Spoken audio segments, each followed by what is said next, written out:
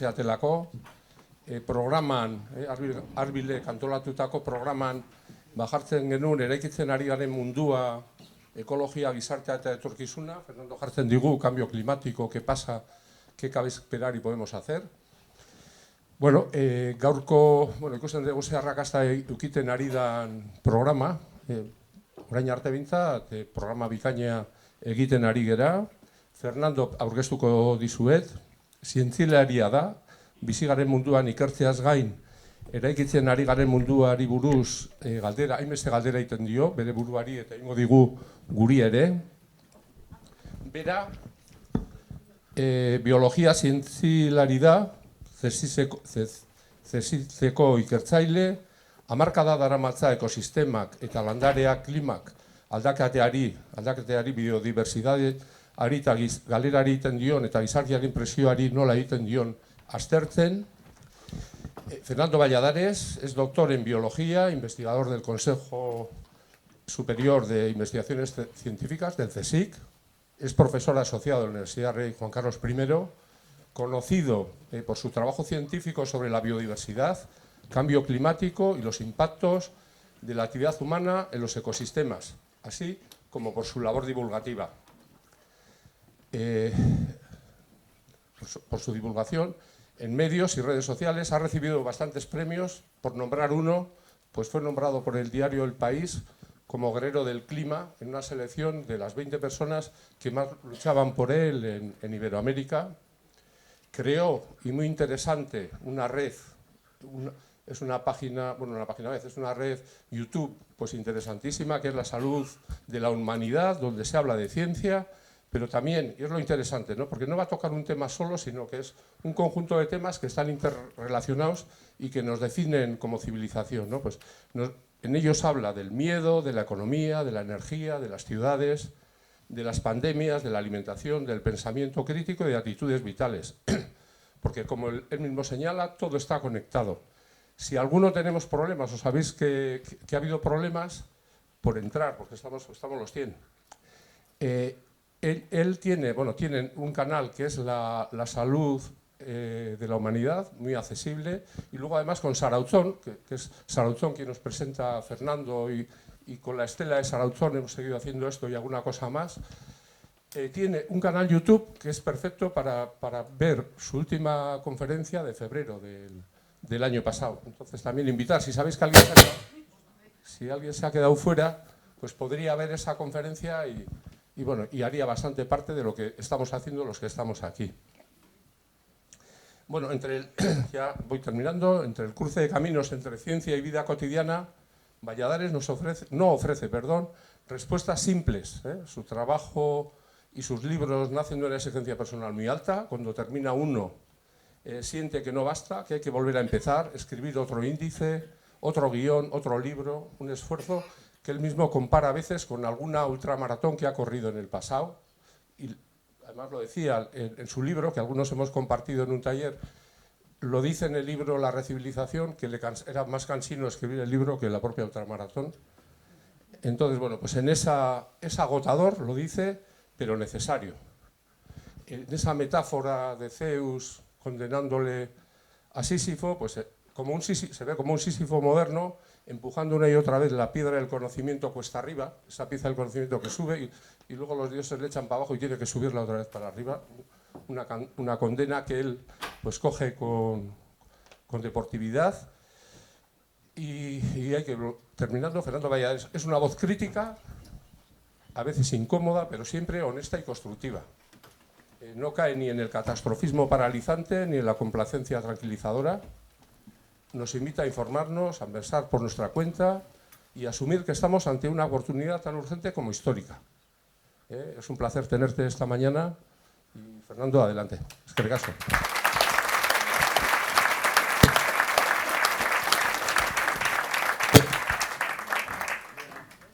Pues, buenos días. Aquí entenderlo. Pues, gracias por estar aquí, gracias por esta presentación, gracias a María Schum por haberme liado y además bien liado, porque ayer anduvimos por la mañana dando una charla, por la tarde con el libro, ahora aquí. Pero todo esto me encanta, aunque me cansa, pero me encanta porque son oportunidades de compartir, de pensar, de reflexionar. Una comunicación buena a la que aspiro es aquella en la que van los dos sentidos. No solamente uno suelta la chapa, como dicen mis hijos, papá, ya estás otra vez con la chapa, sino que además escuchas y la gente te hace llegar sus preocupaciones, sus dudas, o te cuestiona tu argumento, que a veces desayunas o cenas con un negacionista o con alguien muy extraño, y a veces eso es muy enriquecedor porque se ve si tu argumento es robusto, dónde hay fisuras, qué cosas te falta entender para explicar mejor. En fin, que es un proceso, yo me lo tomo como un proceso ya, como decía, como Sísifo, subir la piedra, parece que ya estás arriba, vuelta, otra vez a empezar. ¿Cuántas veces habré explicado en estos 30 años el cambio climático, el efecto invernadero, etcétera? Pero esta presentación es nueva, aunque hay cosas viejas, porque ayer me hacían unas sugerencias. Constantemente, como digo, intento afinar a la audiencia y a la actualidad pues estas preguntas, ¿no? ¿Qué está pasando? ¿Qué cabe esperar? ¿Y qué podemos hacer? Son preguntas muy, muy generales sobre un tema muy urgente, ¿no? Podemos empezar por aquí. Esta es una representación gráfica, simbólica, de esos límites que no deberíamos traspasar. Se llaman límites planetarios. Son condiciones que no deberíamos traspasar para el ser humano tener cabida y poder vivir con salud y bienestar en el planeta, ¿no? La ciencia ha determinado 9 grandes ejes y en esos ejes un límite por debajo del cual estamos en zona segura, y si lo traspasamos, que es cuando se pintan en colores rojos, estamos en peligro para nosotros. El cambio climático es uno de ellos. En septiembre del año pasado se vio ya el 7º, que estaría como por aquí, que lo hemos traspasado. Estamos en el límite, pero ya se traspasa el tema de la acidificación de los océanos. La idea de este gráfico, más que nada, es pensar que el cambio climático es uno, pero que hay más cosas que también estamos haciendo, digamos, mal contra nuestra propia seguridad. El agua dulce, cambios en el ciclo del nitrógeno, del fósforo que contaminan, pérdida de biodiversidad. Todas estas cosas ocurren a la vez. Cada uno de ellos es en sí peligroso, pero quizá el mayor peligro es que ocurren muchas cosas a la vez. Y esto de los límites planetarios, una definición sencilla, es básicamente condiciones físicas, químicas y biológicas necesarias para la vida humana. Porque muchas veces en las manifestaciones o en las fotos o en las notas de prensa se ve aquello de no hay planeta B, hay que salvar el planeta. Bueno, el planeta va a seguir. Aquí la duda es si seguimos nosotros. Esta es la cuestión, ¿no? Porque bacterias, virus, microorganismos, hongos, es fácil que sigan, haga la temperatura que haga, pase lo que pase. Pero nosotros somos una especie muy vulnerable.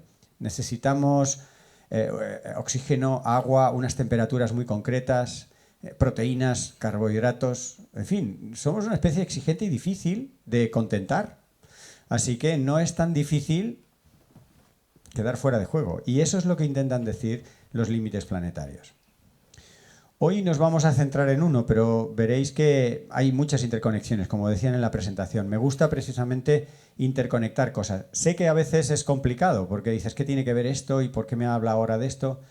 Bueno, que os queden las ideas resonando, ¿no? Y luego ya en casa o leyendo otro día o conversando, pues dices, ahora entiendo por qué mencionaba la democracia cuando hablábamos de cambio climático, o por qué menciona los derechos humanos y estábamos hablando de la biodiversidad.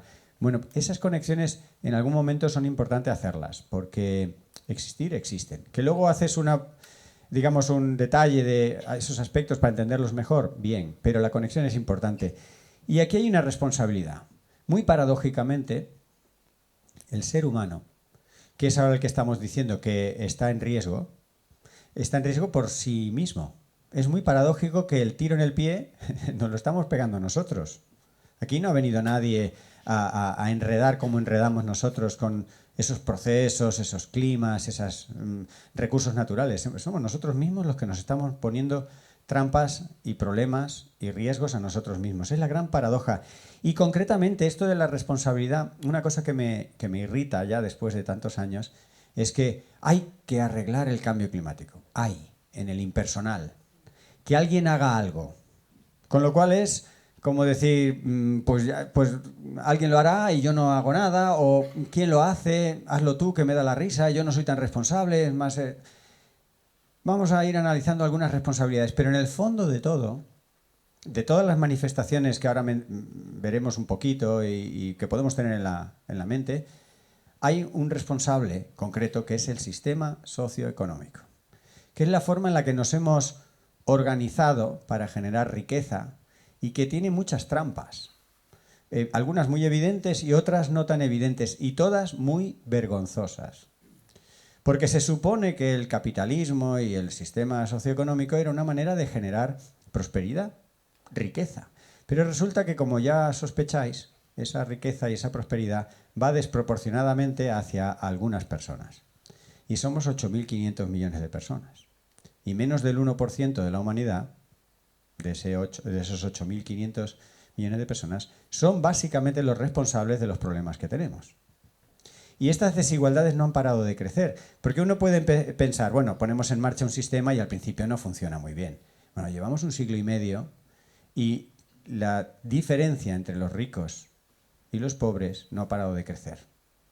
En los años 70-80, poco después de que muriera Franco, la diferencia económica entre un CEO, un consejero delegado, un gran responsable de una empresa, y los trabajadores de esa empresa en términos de salario era 20 veces. Es decir, el consejero delegado ganaba 20 veces más que sus trabajadores. Ahora es más de 200 veces. En promedio, claro, habrá empresas más, menos, pero la diferencia no ha parado de crecer. Y en los años 70-80, una vez que nos repusimos de la Guerra Mundial, ocurrió lo que podemos llamar la gran rebelión silenciosa de las élites. Las élites, que estaban, digamos, disfrutando de privilegios, sobre todo económicos, en esos años 70-80 se dieron cuenta de que esos privilegios igual pues se les iban a acabar. Porque había una cosa llamada sindicatos, porque había una cosa llamada derechos humanos, porque había una serie de cosas que eran como pequeños obstáculos para enriquecerse, ¿no? Así que en los años 70-80 hubo una transformación muy sutil y se extinguió la figura de trabajador. El trabajador se convirtió, o lo convirtieron, o nos convertimos en consumidores. Entonces ahí ya no hay esa conciencia de clase. Ya pasas a ser tú solo el que consume. Y como consumidor no te vas a meter a criticar a la empresa a la que compras. Tú vas a la tienda y no vas a criticar a esa tienda. Antes eras trabajador y si las condiciones no eran justas, te ponías de acuerdo muchos y la liabas. Pero ahora somos individuos separados, consumiendo, deseando parecernos a esas élites, cuando antes las criticábamos porque esos privilegios nos parecían mal.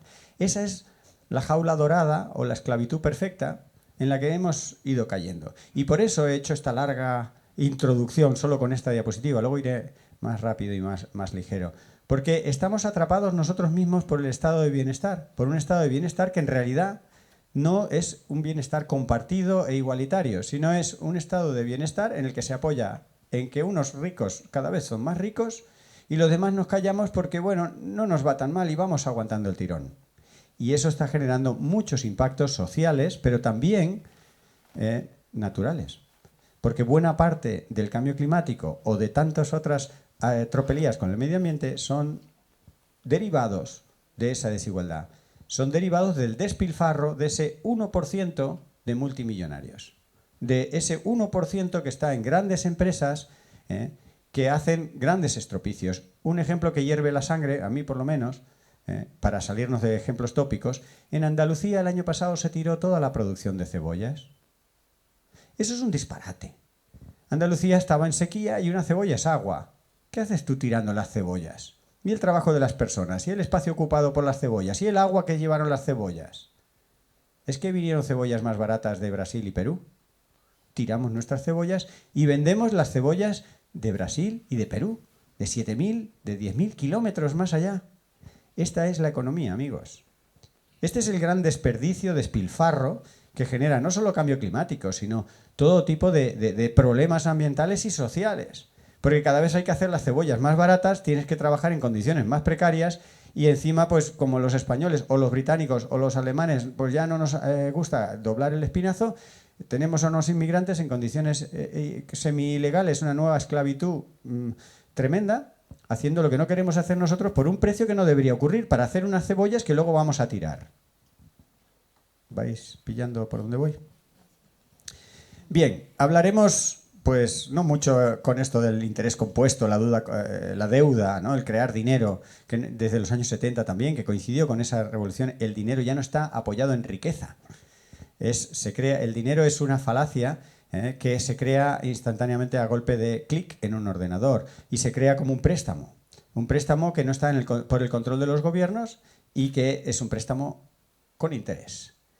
Y ese pagar la deuda, el interés de la deuda, nos lleva a un crecimiento exponencial en lo económico, un crecimiento exponencial que el problema no es que seamos muchos, que se dice, y ayer lo hablábamos, si el problema es que la huella individual cada vez crece para intentar pagar esa deuda que no llegamos a pagar nunca. La gran hipoteca que nos vamos embarcando a nivel global, ya no es la hipoteca de tu casa, nos vamos endeudando y esa deuda requiere trabajar más, requiere generar más, requiere hacer más cebollas y eso no tiene fin y eso hay que ponerle fin culturalmente. De hecho, se calcula que sobre todo debido a la huella ambiental de los países del norte global, necesitamos ahora mismo más de 2 planetas para darnos lo que necesitamos y para deshacerse de toda la porquería y basura que generamos. Y claro, no tenemos 2 planetas, tenemos solo uno. Por eso nos estamos comiendo lo que se llama el capital natural. Si alguien hereda, te recomiendan que vivas del interés, no que te comas la herencia, ¿no? Es algo bastante evidente, lo pones de tal forma que te vaya rentando algo y tú vives de lo que te renta. Eso era lo que estábamos haciendo hasta más o menos mediados del siglo pasado. El ser humano vivía de lo que producía el planeta. Pero desde entonces a esta parte nos estamos comiendo el planeta.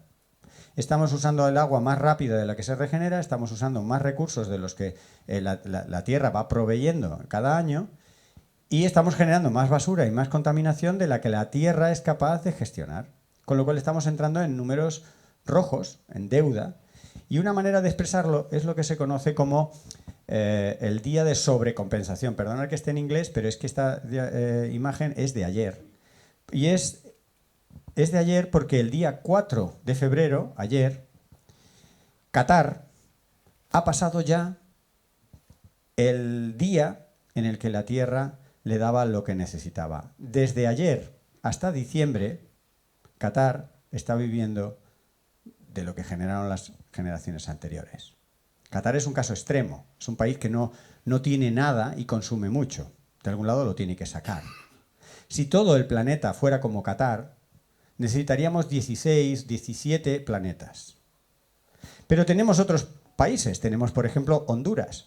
Honduras alcanzará su día de sobrecompensación, es decir, el día en el que la Tierra ya no te puede dar más de producción de ese año, en noviembre, concretamente el 27 de noviembre. España está por aquí, con muchos otros países, más o menos pues, a principios del verano.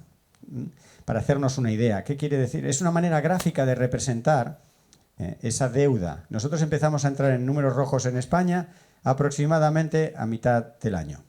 El resto del año vivimos de lo que se generó anteriormente. Es una manera gráfica de representarlo, de hacernos tomar conciencia de que la huella de muchos países, sobre todo ese norte global, es insostenible, no se puede mantener eternamente, porque vamos comiéndonos ese capital natural. Y los economistas, los grandes economistas, ya que estamos hablando de que el sistema económico es el que nos ha metido en problemas, vamos a hablar de los economistas y vamos a dejarles que ellos hablen. Ellos hablan todos los años, por ejemplo, en el Foro Económico Mundial, el World Economic Forum, que se reúne en Davos. Hace poco lo habréis visto en los periódicos o en la televisión. Por cierto, en ese foro ocurrió una situación heroica, estimulante y ejemplarizante. Carney, el primer ministro de Canadá, dijo en 4 palabras lo que nadie se ha atrevido a decir a Donald Trump. Apaciguar es un error. Apaciguar es un error. 4 palabras.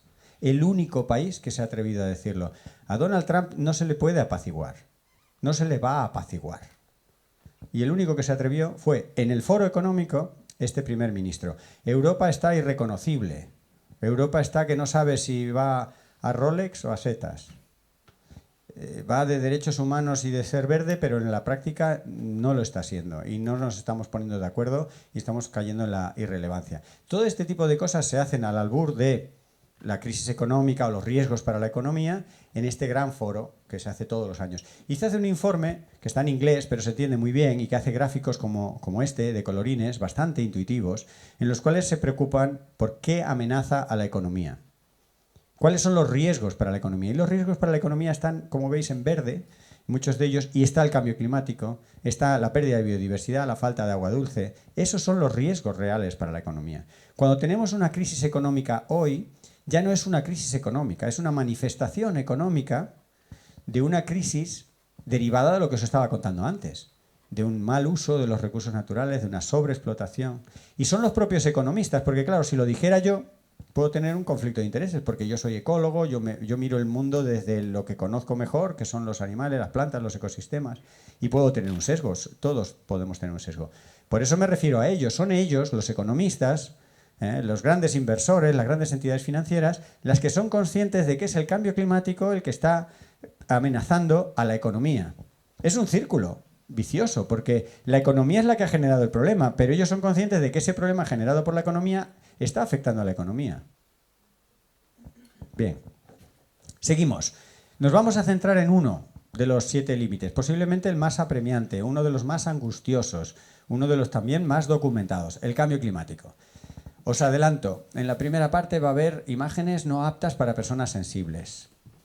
Pero también os digo que, por sobre todo sugerencia de María Asun y de las reflexiones de ayer, al final la cosa mejora y voy a poner propuestas y qué podemos hacer y cómo podríamos salir del lío. Pero estas imágenes que pueden dañar la sensibilidad de muchos están ahí. La prensa constantemente nos va poniendo imágenes de un clima que no nos lo acabamos de creer. Las danas son un fenómeno natural.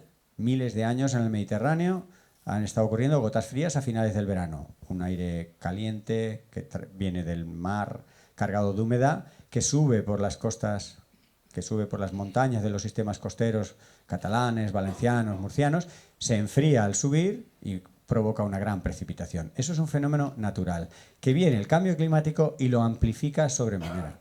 Lo amplifica por varias vías. En primer lugar, porque el mar está más caliente que nunca. El Mediterráneo lleva años que encadena semanas seguidas a 30 grados de temperatura superficial. Vosotros que sois de aguas más frías, aquello os parecerá una bañera para niños, no un sitio para refrescarse. Ese es el Mediterráneo. Pero no solo es eso. También hay alteraciones debidas al cambio climático en la corriente en chorro, en grandes circulaciones, en movimientos que traen masas de aire frío muy al sur. Decía ayer que antes de ayer en Cuba se ha alcanzado por primera vez desde que tenemos registro 0 grados. 0 grados en Cuba. En un país donde nadie tiene abrigo. Que nadie es que ni se le ocurre ni cómo se hace un abrigo, ni cómo se compra, ni para qué lo usan. 0 grados. Y eso es debido a estas anomalías que tienen que ver con grandes alteraciones en el clima del planeta y que están disparadas por el cambio climático.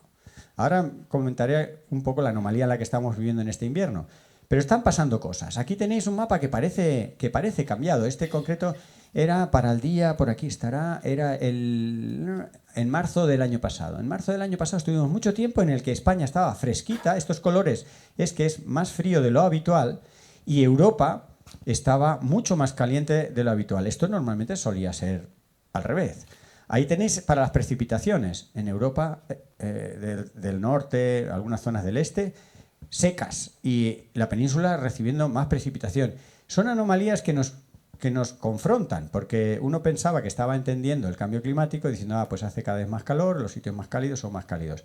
Sí, pero no, porque luego hay todo este tipo de variaciones, de cuestiones contraintuitivas, que precisamente como son un poco más complicadas, permiten que nuestro cuñado, que nuestro pesado en el bar, no diga, el cambio climático no existe. O que Donald Trump en la Casa Blanca pues diga que no existe. Pues sí existe. Y para ver cosas más locales, la playa de Hondarrieta tiene un poco los días contados. Ahí veis cómo va a ir regresionando la línea de de costa en Hondarrieta y va a quedar reducida a muy poca arena para finales de siglo. Por poner un ejemplo local, pero en realidad, en promedio, por cada centímetro que suba al mar, tenemos un retroceso de 1 metro en la línea de playa. Claro, si uno representa para la playa de Hondarrieta qué le ha ido pasando en todos los años, hay muchas fluctuaciones. No es una cosa que este año más que el otro así progresivamente. Pero si uno ve la tendencia a lo largo de todo el tiempo, ahí vemos la subida del nivel del mar, que es evidente, con años más altos, años más bajos, pero va subiendo, bajando, subiendo, pero la tendencia es a subir. Y esto es lo que voy a contar muy brevemente dónde estamos ahora. Esto un poco lo he resumido pues por petición de los medios de comunicación que me decía Fernando.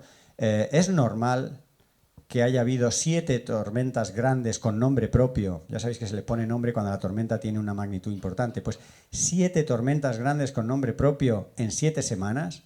Esa pregunta es fácil, porque no es normal. La segunda pregunta es un poco más difícil, porque ¿tiene eso relación con el cambio climático? Sí, pero no es tan fácil de explicarlo y no todo lo que vemos es cambio climático. O sea, está relacionado.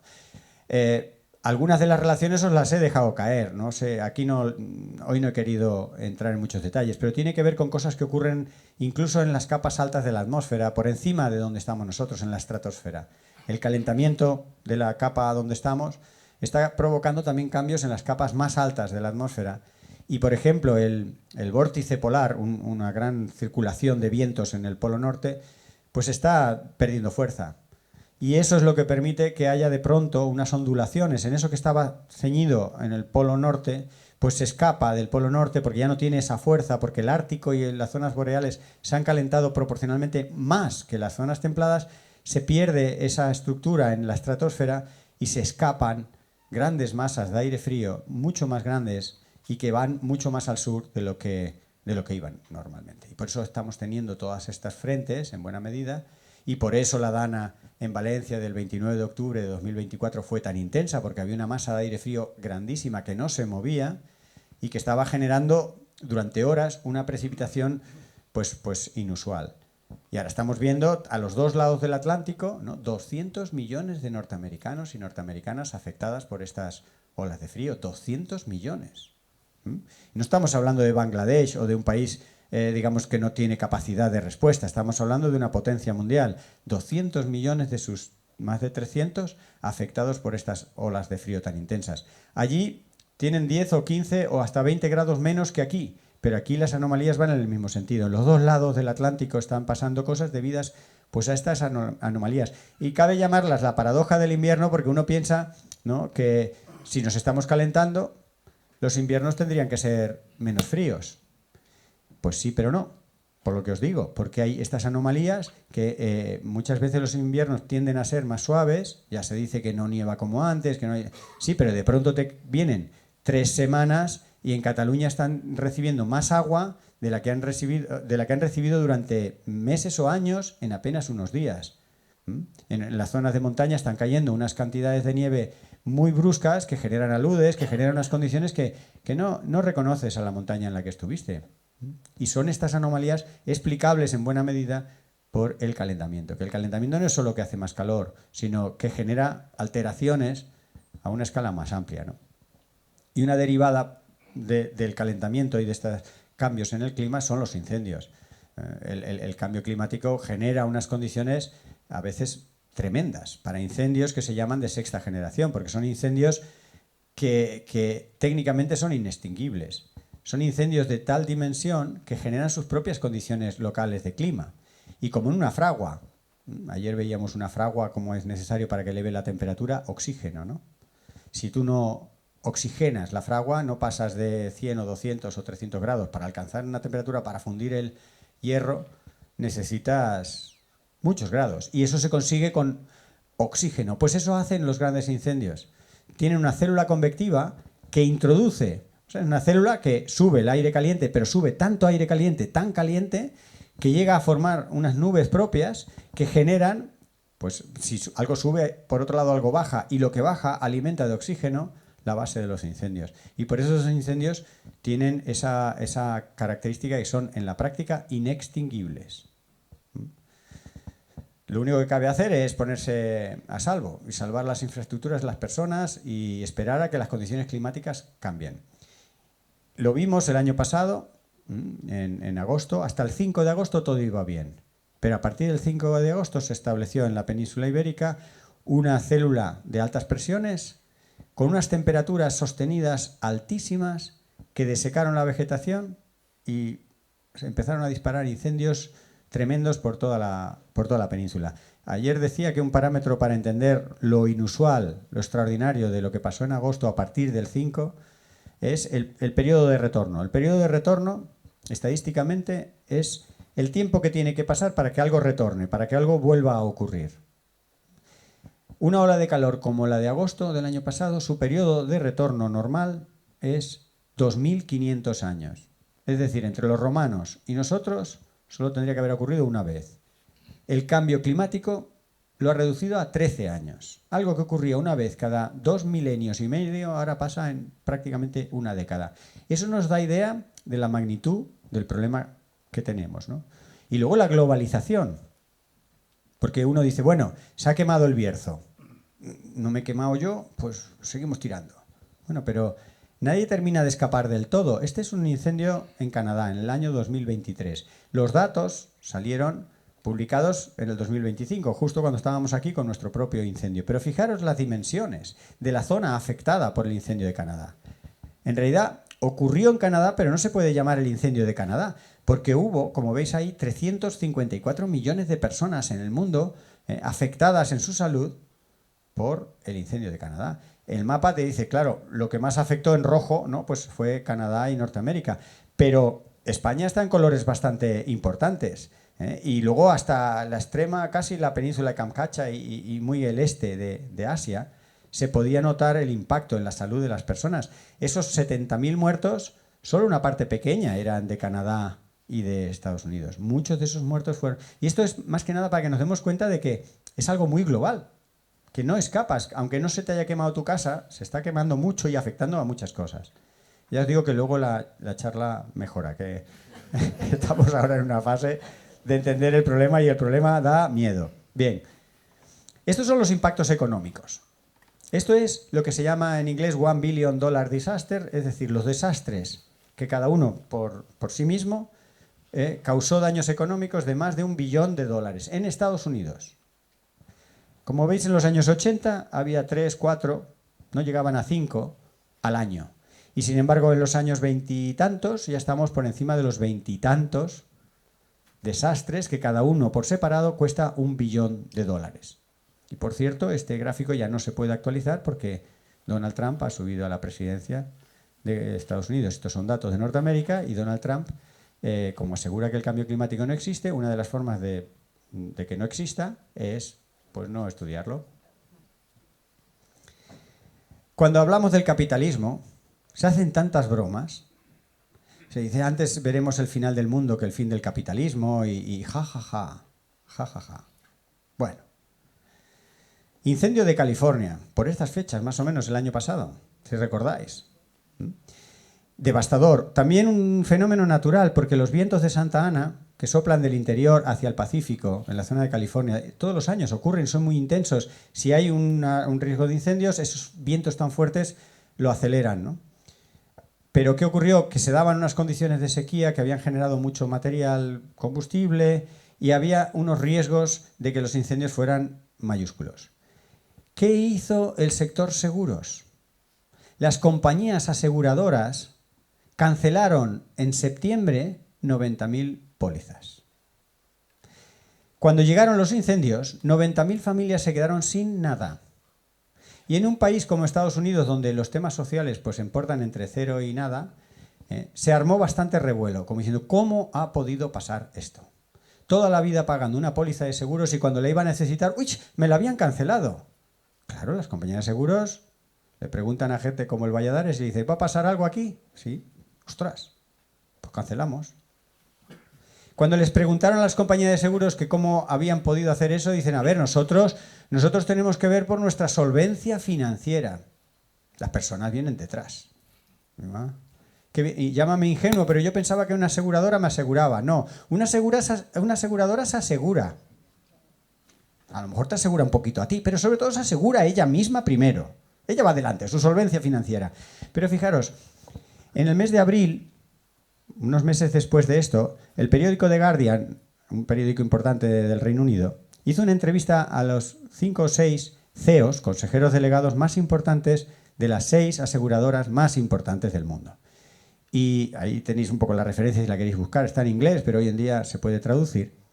En esa encuesta larga, todos los CEOs decían cosas como lo siguiente, lo está en inglés, pero os lo digo así sencillo. El cambio climático es demasiado arriesgado para los seguros.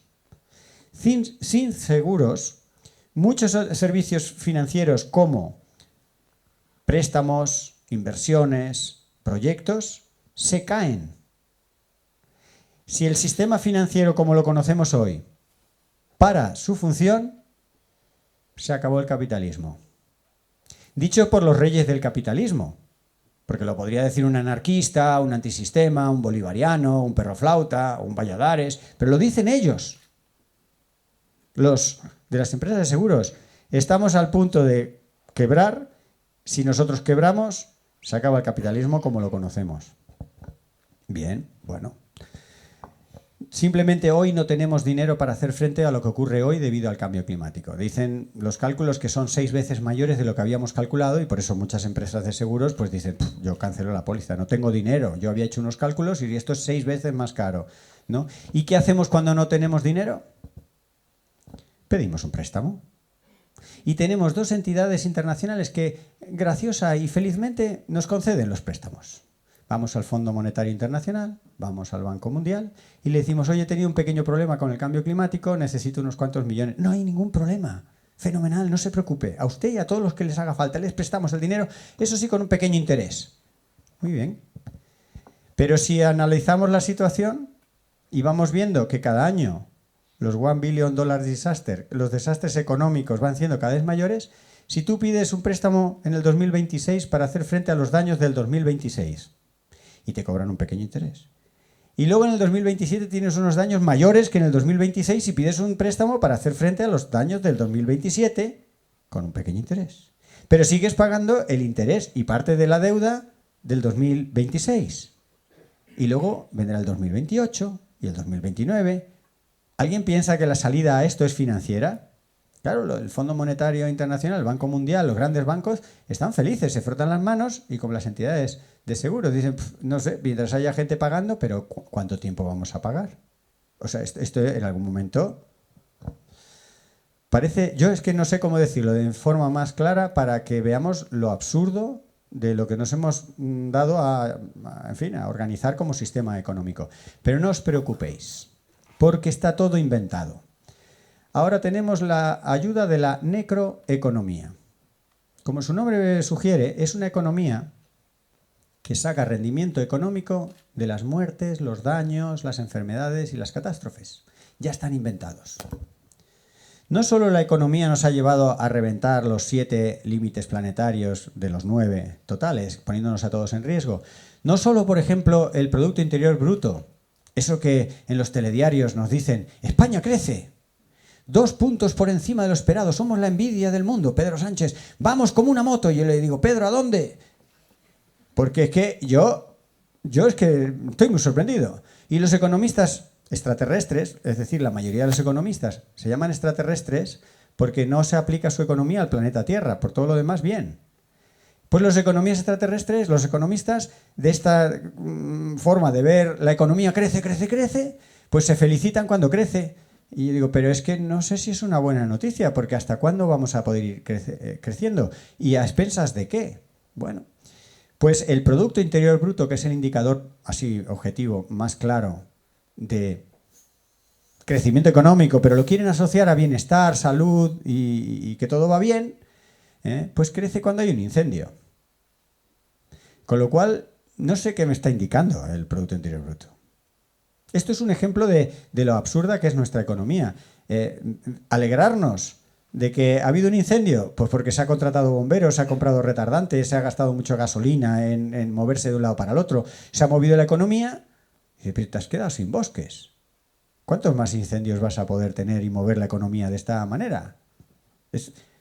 Bien, pues no solo todo esto, sino que la necroeconomía desarrolla unos fondos que se llaman cat bonds en inglés, y son fondos para rentabilizar, como si fuera una lotería rusa, o más bien esta pistola, ¿no?, con una bala de 7, para rentabilizar los riesgos naturales. Yo, en fin, no sé cómo decirlo, esta es la imagen más terrible que he podido encontrar para ilustrar el canibalismo del capitalismo sobre sí mismo. O sea, es un sistema que se está comiendo sus propias fundaciones, sus propias bases, que es el capital natural, que es la gente, que son las cosas. Y crece, no se sabe muy bien a dónde. Bien. En el cambio climático hay toda una serie de efectos en cascada. Esta imagen podemos estar bastante rato viéndola, pero básicamente arriba hay calentamiento. Está apoyado en datos, aquí está la revista, esto no es un dibujito a mano alzada o una opinión de un tertuliano. Calentamiento global con una serie de efectos, subida del nivel del mar, lo estábamos contando para el caso de Ondarrieta, enfermedades de origen tropical, muchas de ellas infecciosas, virus, bacterias que nos vienen con el calentamiento a zonas templadas, cosas que nos suenan, ¿no? Desplazamiento de la gente, grandes migraciones, la mitad de la gente que abandona sus casas lo hace en el mundo actual impulsado por un clima que ya no da de comer o es directamente insoportable. Desigualdad económica, ya hemos hablado un poco de estas conexiones. Pues claro, el cambio climático acentúa las desigualdades porque a los pobres los hace más pobres y los ricos se hacen más ricos. Estamos viendo las formas incluso ya extremas, crueles, nuevas de rentabilizar los desastres. Ya puse el ejemplo de lo que ganan los CEOs. Bueno, pues cada vez los ricos son más ricos. Elon Musk es el rico más rico que ha existido jamás. Ha sido todas las correcciones históricas y demás. Tiene en su poder más dinero que tuvo nunca ningún emperador ni nadie. Y eso es un fenómeno de estos tiempos que corren, donde las desigualdades no paran de crecer y generan ricos cada vez más ricos, hasta llegar a algunos ricos como Elon Musk. Pero no, Elon Musk no está solo, hay otros muchos parecidos, no tanto, pero... Y eso es un producto de los tiempos que corren, de esta especie de canibalismo acelerado en el que un sistema insostenible, en lugar de parar y reflexionar, lo que hace es una huida hacia adelante y mucha gente lo sufre, muchas regiones se empobrecen, pero unos cuantos se enriquecen desproporcionadamente. Y esto, aparte de ser injusto o provocarnos cierta, no sé, rabia, ansiedad, frustración, lo que sea, es insostenible. Matemáticamente se puede demostrar que durará unos años, no se puede mantener esto mucho tiempo. Y por eso, las partes más bajas de ese gráfico hablan de fragilidad en los estados, por ejemplo. Un cuestionamiento de los estados, de las instituciones que nos han llevado a esta situación, porque quien más, quien menos, ha dicho, caray, puedes entenderlo mejor o peor, puedes hacer más relaciones o menos, pero dices, aquí están pasando unas cosas en el clima, pero en general en la vida, que no están bien. Entonces cuestionas a Pedro Sánchez o cuestionas al alcalde de Deva o cuestionas al que esté al mando o al responsable de una gran empresa, empiezas a apuntar con el dedo y decir, esto es malo, esto es otro. Y en general lo que ocurre es que empezamos a cuestionar cómo nos hemos organizado. Eso tiene una parte buena que puede servir si la canalizamos para hacer una organización mejor, pero tiene la parte peligrosa en los tiempos que corren de que ya no nos creemos nada, de que ya no confiamos en nadie ni en nada. Y una frase que insisto mucho, que es muy corta pero muy destructiva, es esa frase que dice, todos los políticos son iguales. En 5 palabras te has cargado la democracia. Porque primero, no es cierto. Por suerte, no todos son Donald Trump. Segundo, si todos los políticos son iguales, no hace falta votar. Si no votas, ¿en qué manos quedamos? O sea, fijaros, con 5 palabras que pueden resultar muy fatalistas y muy de bar, cómo nos cargamos, cuestionamos, y eso va minando mucho la confianza. Cuando salimos de la dictadura, pues estábamos muy orgullosos de entrar en una democracia, y a la democracia que no la toquen como a mi madre. Pero ahora nos ponemos con la democracia, esto es una mierda, esto no funciona, esto no sé qué, y dices, ojo, que de momento no tenemos otra cosa. Yo estoy muy de acuerdo que no funciona bien, pero si colectivamente empezamos a generar un ambiente de inestabilidad cuestionándolo todo, pues ¿qué ocurre? Pues que los que tienen mucha influencia política o económica se benefician de de esa situación. Y al final lo que haces es acelerar el problema en lugar de ponerle freno. En la segunda parte de la charla iré viendo cosas para irle poniendo freno, pero estamos en la descripción del problema. Y algunos mapas como estos revelan la pérdida continuada, sostenida de democracias en el mundo. The Economist hace un par de años sacó este mapa. Por supuesto, zonas de África, Rusia, Asia, con unos valores muy pobres, ¿no?, de democracia, o con unos valores muy altos de autoritarismo, ¿no?, de totalitarismo, de semi o no tan semi dictaduras. Pero fijaros que incluso entre Canadá y Estados Unidos los verdes son diferentes. Canadá más verde, Estados Unidos menos, y todavía no había entrado Donald Trump en la Casa Blanca. Y esto es una tendencia que no es un año que haya resultado así, ¿no? De hecho, otro informe de otro parámetro, allí hablábamos de democracia, aquí hablamos de libertad. Freedom House, os lo recomiendo, es una ONG sin ánimo de lucro que pone datos, estimaciones, informes sobre la libertad en el mundo. Y tú puedes ir mirando gráficos y resultados, pero algunas pinceladas del último informe que he consultado habla que solamente una quinta parte de la humanidad vive en países libres. Y que los conflictos armados, amenazas, etcétera, no hacen más que aumentar, y lo estamos viendo también a través de la prensa. La libertad mundial ha disminuido, pero de forma consecutiva, año tras año, durante 18 años. Es decir, la libertad va hacia abajo de forma sostenida, ¿no? Se acaba con el pluralismo, con la convivencia. Y el fascismo, que es una palabra que a veces nos resulta violenta de hablar, igual que nos resulta a veces violento hablar de capitalismo, y dices, el sistema socioeconómico. No, pongamos nombre a las cosas. Pues el fascismo avanza. La ultraderecha fascista, esa forma de hacer las cosas saltándose derechos humanos y democracias, avanza por todo el mundo. En Estados Unidos ya lo tenemos en el gobierno, en Argentina, en Rusia, Israel, Hungría, que también me interesa mucho que nos llevemos la idea de que dentro de Europa tenemos un cáncer, que es Hungría.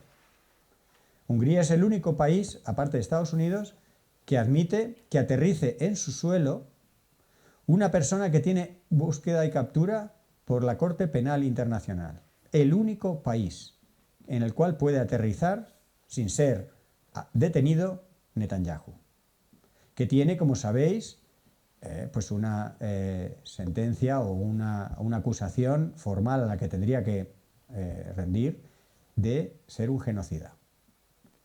Eso es Hungría. Es un ejemplo más. Hungría está rompiendo, Hungría no está sola, está con Polonia y con Eslovaquia, pero sobre todo Hungría está rompiendo muchos de los funcionamientos democráticos por consenso que estaba haciendo la Unión Europea. Y como la Unión Europea se ha formado en la base de la confianza, etcétera, los estatutos hacen muy difícil sacar a algún país, aunque sea tan autocrático y tan antidemocrático como Hungría. Tenemos un problema con Hungría en Europa. Pero la oposición de muchos países va ganando fuerza, y lo estamos viendo en las elecciones en España. Las elecciones va ganando la ultraderecha, va ganando un mensaje populista que no tiene ninguna relación con la realidad, ninguna relación con la ciencia, pero que la gente desea creer, que la gente tiene miedo por un lado a lo que está pasando, en los casos de corrupción, sirven un poco para descrédito, y se va la sociedad yendo a la ultraderecha y apoyar decisiones y milagros prometidos. Y esto ha ocurrido en la historia desde Mesopotamia, el Imperio Romano, la Edad Media, y siempre que la humanidad se enfrenta a un problema global e importante. Cuando hay momentos de incertidumbre nos entra el miedo social y apoyamos a auténticos psicópatas. Esto lo hemos hecho siempre. Mi esperanza, y por eso estoy hoy aquí y seguiré estando, es: identifiquemos al psicópata y no le demos ni agua. Pero yo, si pensáis otra manera de actuar, soy ante todo demócrata. Si aquí decimos vamos a darle agua al psicópata, yo le daré agua. Pero pienso, recomiendo y justifico que al psicópata ni agua. Y hay unos cuantos psicópatas. De hecho, hay 10 veces más de psicópatas en los puestos de responsabilidad en las empresas y en las administraciones públicas en puestos de altos cargos. Hay 10 veces más psicópatas en esos cargos de responsabilidad que en la sociedad. En la sociedad hay menos de un 1%, cerca de un 1% de psicópatas, y en esos puestos hay en torno a un 10%. Porque son magnéticos, porque su manera de hablar es magnética. A muchos de nosotros, cuando vimos a Donald Trump, nos parece un tonto, pero a mucha gente dice unas cosas que es lo que quiere oír. Y eso es muy peligroso, porque estamos rompiendo la convivencia, estamos rompiendo la forma en la que nos ponemos de acuerdo. Este señor tan amable, muchos conoceréis, Bertrand Russell, sufrió en primera persona mucho y vivió durante muchos años ese avance del fascismo, y lo resumía con una frase que tiene cierta ironía. Primero, los fascistas fascinan a los tontos y luego amordazan o arrestan a los inteligentes. Mi esfuerzo es que cada vez haya más inteligentes, que no nos puedan arrestar a todos. Verano pasado, Donald Trump sacó un informe sobre cambio climático, la posición de la Casa Blanca del país que más gases de efecto invernadero ha emitido, con diferencia, porque ahora, cada año, China ya ha sobrepasado a Estados Unidos, pero el histórico de Estados Unidos es impresionante. Pues el país que más ha provocado el cambio climático sacó el año pasado un informe, debido pues, al cambio político en su gobierno, en el que niega la existencia del cambio climático. Es un informe lleno de errores científicos, de contradicciones con la evidencia, con las medidas, con los datos. Y, por ejemplo, revistas como esta, que es una revista científica del Instituto de Leyes y Legislación Ambiental, ¿no? Y decía que está en la administración Trump defendiendo lo indefendible, y que en la era de Trump, ¿no?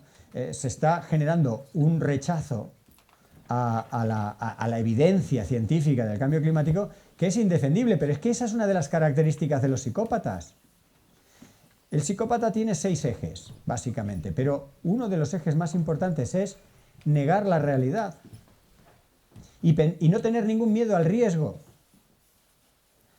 Y son 2 cosas que hace Donald Trump. De hecho, en una comparativa hecha por psicólogos, Donald Trump supera a Hitler en psicopatía.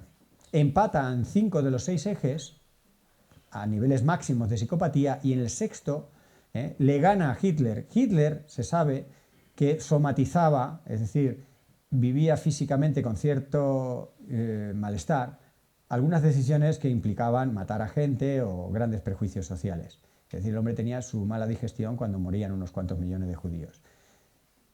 Era una pequeña deficiencia como psicópata, deficiencia que supera Donald Trump. Donald Trump duerme a pata ancha con decisiones que afectan, pero bueno, se ha generado 42 millones de personas en Norteamérica que no tienen suficiencia alimentaria. En uno de los países más desarrollados del mundo, por decreto y por organización, 42 millones llevadas a la inanición o el riesgo de inanición. Entre otras muchas bellezas del gobierno de Donald Trump que vemos cada día en la prensa, ¿no? Así que entre todos, con países más extremos, con políticos más locos o menos locos, hemos creado y aceptado una civilización que antepone la economía a las personas. Primero hacer negocio, primero que haya dinero y después ya se verá. La parte en la que quiero cambiar un poco el tono es ver esta situación angustiosa, injusta, difícil, impulsada por el cambio climático, pero no solo por el cambio climático, convertirlo en una oportunidad para hablar claro, para entre todos y todas ponernos de acuerdo en algunas acciones claras y contundentes y reales ante los problemas más reales, no solamente tiritas cosméticas de aquí y de allá, sino pues enfrentar esa realidad, ¿no? Y antes de entrar en arena de ejemplos y de cosas, sí quería hacer una pequeña broma, casi un sarcasmo, ¿no? Esta es la evolución humana, ¿no? Hemos llegado a ser 8 o 9 humanos, ¿no? Ha habido, pues, desde luego, algunos australopithecus podrían entrar dentro de esto de los humanos, pero hemos tenido Homo erectus, ¿no? Homo habilis, muchos homos, ¿no? Neandertales. Pero de alguna manera, cuando salió Homo sapiens, quedó claro que solo podía quedar una. Homo sapiens se encargó de forma violenta de erradicar a los otros homínidos. Convivió en el tiempo y algo en el espacio con 2 o 3, ¿no? Está este Homo de Floresiensis, de la isla de Flores, que era un pequeñito. Estaba el propio hombre de Neandertal. Los eliminamos a todos. Y me recuerda mucho lo que está pasando con las entidades bancarias. España, hace apenas unas décadas, tenía más de 40 entidades bancarias. España, hace 60, 70 años, tenía un modelo en algunas de las entidades bancarias único en el mundo. Eran estas cajas de ahorro. Era algo muy nuevo, en el que el beneficio económico de las entidades bancarias tenía una repercusión directa en bienestar social, etc. Era un modelo que desapareció. Desapareció ese modelo y se fueron comiendo unos bancos a otros hasta que ya solo puede quedar uno. Digo yo, ya vimos la OPA al Banco de Santander, en fin, están ahí. De las 40 y tantas van solo quedando 6 y al final quedará uno. Y eso es el resultado de la violencia, no de la coexistencia, de la colaboración, en fin. Y cuando cuecen habas, la competencia es un suicidio. Este sería quizá el mensaje más envolvente de la recivilización que podríamos hacer, de convertir esta situación tan apremiante en decir, vamos a cambiar el chip. Y esto de la competitividad, qué palabra tan sexy, ¿eh? Cuando en un congreso del sector privado las grandes empresas hablan, hemos ganado en competitividad. Y todo el mundo, ole, no sé bien qué es, pero competitividad. Como si fuera el Sporting, competitividad. Sí, es una competitividad en la que te estás cargando a otras empresas que no pueden competir como tú, en la que estás dejando sin empleo o en la que te estás machacando un río. ¡Ole! Vaya competitividad. Pues no, señores. O colaboramos o la cosa va a estar bastante difícil. Y esto no es una cuestión ideológica, es una cuestión matemática. Luego las ideologías lo visten como quieras vestirlo, ¿no? En pocos años solo vamos a sobrevivir si colaboramos. Es así de crudo. Así que lo de la colaboración ya lo podemos ir ensayando, porque no nos sale muy bien. Fijaros, algunas dudas de una sociedad en crisis, algunas preguntas, ¿no? ¿Nos organizamos o salvamos los muebles? Una pregunta bastante así evidente, ¿no? Bastante directa. Respuestas a lo que pasa o nos anticipamos. ¿Qué tiene que pasar? Ya se dice mucho, ¿no? ¿Qué tendrá que pasar? Pero si ya tuvimos una COVID y una pandemia, ¿qué más tienes? ¿Qué más quieres que pase? ¿Nos vamos a anticipar o vamos a esperar a que ocurran cosas? ¿Generosidad en tiempos de inseguridad? Eso sería un cambio cultural brutal, porque en tiempos de inseguridad apaña, pilla y no digas nada. Ya lo dicen con la castaña. El que apaña, apaña. O sea, que estamos confrontando nuestra manera de hacer las cosas, pero es que o lo confrontamos, no hay mucho más. Y yo creo que es una buena oportunidad. Fijaros, os voy a poner una revista científica que ha llegado está en inglés y os ayudaré un poco con ello, pero Social Anthropology, en el 2016, tan desesperados estaban ya los científicos, en este caso sociales, que recurrieron a un cómic. Os lo voy a mostrar básicamente, pero hablaban de filantropía. La filantropía viene etimológicamente antropos, hombre, filos, afinidad o cariño. Son sociedades que aman al ser humano y que hacen acciones, inversiones y lo que puedan para que al ser humano le vaya bien. Bueno, ante las crisis como las que estamos viendo, este es unos pantallazos del cómic que está en esa publicación. Básicamente hay dos mujeres muy bien dispuestas a ayudar y se organizan en el coche y llevan ayuda, caridad, ¿no? Y hay otro que está allí diciendo, pero ¿qué estáis haciendo? Realmente la caridad no permite cambiar las cosas. Y las otras, ¿pero qué me estás diciendo? ¿Pero cómo? Con todo el esfuerzo que estamos haciendo, si estamos ayudando a unas personas y tal. Dice, en realidad, si queréis cambiar las cosas hay que ir al sistema. Es un diálogo, ¿eh? No pretende que nadie tenga del todo razón. A mí me enternecen las mujeres porque están haciendo cosas. Pero este otro, que no está haciendo nada, la verdad es que también está poniendo el dedo en una llaga. Por eso es como una confrontación. Está diciendo, la caridad, él dice en los momentos más extremos por allí, dice, la caridad está quitándole trabajo al Estado. Lo que haces tú con tu limosna y con tu ayuda y con tu esfuerzo y con tu trabajo y con tu tiempo y con tus hijos de ayudar es lo que no está haciendo el Estado o lo que podría hacer el Estado y le sale gratis o ¿cómo va esto? Esa es la postura un poco escéptica. No estoy diciendo ni que uno ni que unas tengan más razón o menos, pero en esto de la caridad también hay una paradoja, ¿no?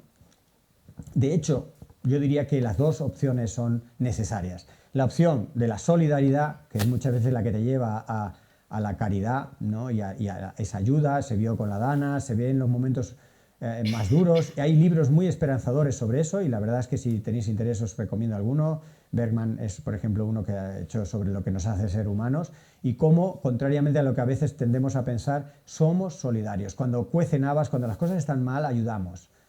Lo que pasa es que, para mí, tendríamos que anticiparnos a que las cosas estén tan chungas, no esperar a que se esté ahogando la gente para rescatarla. Digo, pues si sabemos que con estas condiciones dentro de un año o 5 o 10 se van a estar ahogando, pues anticipémonos. Esta es mi versión. Pero que somos solidarios, lo somos. Y necesitamos, claro, la filantropía es una donación desinteresada de recursos. Tú das sin esperar nada a cambio. Y lo hacen entidades financieras, lo hacen sociedades, lo hace gente, y tú no esperas nada, lo das sin esperar. La solidaridad es algo más que tiene que ver con la empatía y con valores, etc. Y las dos aproximaciones son fundamentales para la situación en la que estamos. No lo voy a desarrollar mucho, pero aquí aparece una palabra incómoda, que es decrecimiento, de crecer en lo económico, que se refiere sobre todo al norte global. Estos países como Qatar, pero también como España o como Estados Unidos, que tenemos una huella tan ambiental tan grande, solo cabe decrecer. Y lo haremos por las buenas o por las malas. ¿Qué quiere decir? Que cuando empiezan a haber estos ciclos de recesiones económicas y de turbulencias, sufriremos las consecuencias. Si fuéramos solidarios y nos asesoráramos con la ciencia, nos anticiparíamos, iríamos programando de alguna manera este enfriamiento de una economía que es tan depredadora de recursos y personas. Y eso es lo que se conoce como decrecimiento. Y los estudios más recientes, entrevistando a la población, dicen que aunque la palabra en sí no gusta, porque estamos muy asociando el crecimiento a éxito, si quitas un poco la palabra y entras un poco a entender lo que quiere decir el decrecimiento económico, que es programar actividades que son muy lesivas para las personas y para el medio ambiente, cuando entras un poco a entenderlo, la mayoría de la gente, de hecho un 74% en países como el Reino Unido y un 64%, algo más bajo, pero también bastante alto, en países muy consumistas como Estados Unidos, entienden y apoyan la idea del decrecimiento. Lo que nos falta es valentía en los políticos para poner en pie un plan económico decrecentista en el norte global, que es el que más daño está causando. Poderse se puede, la ciencia te dice un poco por dónde tirar, fácil no es, y la solución es social y política. Y por eso estamos hoy aquí. Algunas palabras que no cotizan en bolsa, confianza y prestigio, son palabras muy importantes en estos tiempos que corran, porque la confianza sale muy rentable, la desconfianza sale carísima, en las unidades que queráis. Desde contratar a un guarda de seguridad en tu finca porque desconfías de los vecinos, hasta cualquier medida de desconfianza, cuesta dinero, cuesta agua, cuesta petróleo, cuesta espacio. Sin embargo, la confianza es todo lo contrario, es muy eficiente y la confianza trae a cuenta. El prestigio es otro de esos intangibles, el represtigiar a las instituciones, aunque estén llenas de errores, disfunciones y corrupciones. Son cosas que podemos hacer y que traen beneficios. Aquí tenéis uno de tantos libros, me gusta por el puño, el poder de la gente, vamos. Lo escribió un señor de nombre impronunciable, pero apoyado por varias economistas, algunas mujeres, por fin empiezan a aparecer mujeres, menos mal.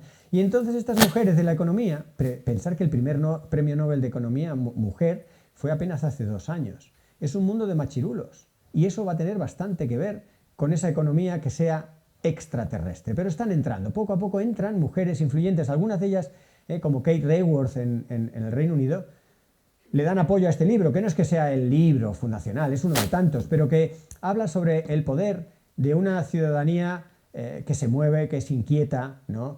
Con asambleas ciudadanas, una magnífica oportunidad para hacer cosas. Las asambleas ciudadanas pues llevan tiempo, llevan sinsabores porque a veces parece que no avanzan. Cuando haces la propuesta al Congreso, pues no es vinculante y sus señorías se lo pueden pasar por el arco de triunfo. Es decir, es trabajo, pero es una figura que está recogida en los países occidentales. Es una de tantas, pero ahí se puede ejercer una cierta presión con base legal. Lo que habla aquí de democracia líquida pues hace alusión a de alguna manera vencer tantos trámites, tanta burocracia, que tuvo su sentido en algún momento, pero que ahora es un impedimento para poner en marcha cosas rápidas, ¿no? En fin, bueno, y la palabra regeneración, que es tener impacto, sí, pero positivo. La regeneración, muchas de las cosas que empiezan por restaurar, recuperar, muchas veces es tener impacto, pero dejas la Capilla Sixtina más limpia de lo que estaba, dejas la plaza de Deva más apañada de lo que estaba, dejas un bosque mejor de lo que estaba, y ese es en eso lo que tenemos que ponernos. Conservar no es suficiente, ¿no? Fijaros, voy a entrar ahora en unas cuantas así imágenes, infografías y conexiones de conceptos. Cada uno que vea lo que pueda, porque aquí hay mucha información. Yo os cuento alguna. La presentación quedará en Patrimonio de la Humanidad, yo os la hago llegar como sea, el que esté interesado que se la mire con calma. Pero básicamente aquí es una especie de defensa de la acción colectiva, ¿no? Por un lado, la responsabilidad ética, y las posibilidades de soluciones naturales. Superar esa idea de que el individuo no puede hacer nada, porque el individuo puede hacer muchas más cosas de lo que parece, ¿no? Proteger ecosistemas intactos, restaurar áreas ya dañadas, es una manera como en positivo y apoyada en la naturaleza para hacer acciones colectivas. Aquí tenéis lo de Urdaibai y Guggenheim como un ejemplo positivo de que la gente dice no y fue no. El motor de las normas sociales, pues hay un mito, ¿no? El mito de la falta de apoyo a medidas como el decrecimiento o la falta de apoyo ciudadano a la hora de apretarse el cinturón. Eso es un mito, ¿no? Hay mucho porcentaje de la ciudadanía, mucha gente que está muy dispuesta a apoyar medidas, aunque sean un poco incómodas en el corto plazo o que no sea exactamente lo que a ti te gustaría, ¿no? El efecto de los escépticos, pues hay que aprender a neutralizarlo y a generarlo. Ahora lo hablaremos, ¿no? Pero la realidad documentada es algo que tenemos que amplificar entre todos. Por eso el altavoz. La realidad hay que contarla y hay que ser un poco cansinos en eso. Yo creo que soy muy cansino. Hay una convergencia estratégica de medidas y posiciones ante el cambio climático, ¿no? Tenemos la evidencia de lo que pasa, tenemos unos impactos que los estamos sufriendo y tenemos que buscar sinergias o colaboraciones entre maneras de abordarlos, ¿no? Y aquí tenéis las dos formas que se han planteado como alternativas y en realidad son sinérgicas, tienen que ir juntas. Por un lado, la mitigación, que es atacar en la causa de raíz, ir al origen de las emisiones, al origen de los problemas. Yo iría todavía más al origen, como habéis visto, para mí el origen es todavía más profundo, es el sistema económico que está por debajo. En esta infografía pues todavía no lo hemos sabido poner, pero ir a eso, ¿no? Ir a medidas que atacan las emisiones, el origen de los problemas, las renovables, con toda la polémica. No estoy diciendo que haya que llenar el mundo de renovables, ni mucho menos. No hay energía limpia. Las renovables son un poco menos sucias. Y estamos yendo hacia una senda en la que las energéticas se están frotando las manos porque les estamos pavimentando un mundo para hacer mucha más energía de la que necesitamos. O sea, ojo con eso. Pero vamos, las energías limpias son más limpias, no son limpias del todo. Entonces un fotovoltaico, un eólico en su sitio y cuando toca, pues siempre será mejor que quemar petróleo, ¿vale? Tenemos una meta que es la neutralidad de carbono en el 2050. Parece que es una meta lejana, pero para llegar a ella, la neutralidad de carbono es que lo comido por lo servido, que no añadamos más carbono a la atmósfera, más gases de efecto invernadero, que lo que emitamos sea pues lo que la Tierra puede absorber y que nadie se descuelgue con milagros tecnológicos, que hay muchos que ya lo proponen. Tengo una idea fantástica, está patentada y para secuestrar el carbono en el mar o para secuestrarlo en los acantilados calizos de aquí mismo que tenéis mucha caliza. Todas esas soluciones, pudiendo tener un punto interesante, hoy por hoy no funcionan a escala relevante. Así que contar con eso hoy es absurdo. Que las desarrolles, muy bien, yo como científico encantado de que se investigue y se trabaje, pero no podemos hacer muchos cálculos con algo que todavía no dominamos, ¿no? Los sumideros de carbono naturales, la naturaleza pues, nos ayuda a evitar parte de los problemas. Un incendio es una gran catástrofe, no solo por el incendio en sí, sino porque teníamos ahí almacenado mucho carbono que ahora ha pasado a la atmósfera. Pues gestionemos bien y guardemos el carbono en el suelo, en los árboles, en la madera. Y por allí está la otra parte, que es adaptarnos a la parte que ya está aquí del cambio climático, ¿no? Dejémonos de pelearnos entre los ingenieros que lo ven todo como túneles y canales y infraestructuras y los biólogos que lo vemos todo con la madre naturaleza, tal. Ni una cosa ni otra, hay que unir los dos mundos, hay que buscar soluciones. En algunos sitios muy artificializados, pues a lo mejor no se puede echar mano ya tanto de la naturaleza, pero en otros todavía hay margen, ¿no? El río Arga en Navarra, por ejemplo, en su tramo final era un canal que generaba muchísimos problemas. Cuando se volvió a convertir en un río, muchos de los problemas se perdieron, ¿no? Y ahí está el concepto de infraestructura verde, ¿no? La infraestructura verde es casi una contradicción, porque infraestructura es como artificial y verde es como natural, pero es un concepto que habla de dar estructura, conexión entre los espacios verdes que quedan. No sé si soy yo, porque estoy ya diciendo muchas blasfemias. Esa infraestructura verde se apoya sobre todo en la conectividad. Que tú tienes espacios naturales muy buenos, bueno, que estén conectados con espacios no tan buenos y con las zonas verdes de una ciudad, con una plaza, con una alameda. Esa conectividad ya mejora la función y el servicio de esas zonas verdes. Las mariposas, los polinizadores, pero también la amortiguación del clima, el drenaje del agua, muchas cosas por la conectividad, la conexión. una agricultura. La agricultura es importantísima, es una de las principales actividades humanas que no están diseñadas para que comamos. Hace ya tiempo que la agricultura no tiene como objetivo que comamos, y esto es muy doloroso. Producimos el doble de la comida que hace falta para comer. Y hay así 11 millones de personas que se mueren de hambre. Eso es una demostración palpable de que la agricultura, la producción de alimento, no está diseñada globalmente para alimentar a las personas, sino para alimentar a la economía. El caso de las cebollas que os decía. Entonces, hay que embridar la producción de alimento, hacerla sostenible, local, sana. Se puede hacer. Pero claro, el Mercadona igual no gana tanto. Bueno, pues hablamos con el Mercadona. Que venga Mercadona. Si no tengo ningún problema, vamos a hablarlo. Si es que los de Mercadona también comen. En fin. Seguimos. Básicamente, un resumen. Realidad física, os la he contado un poco, no voy a entrar más, problemas, tal. Impacto sistémico, es decir, impactos en la línea de flotación de nuestra civilización.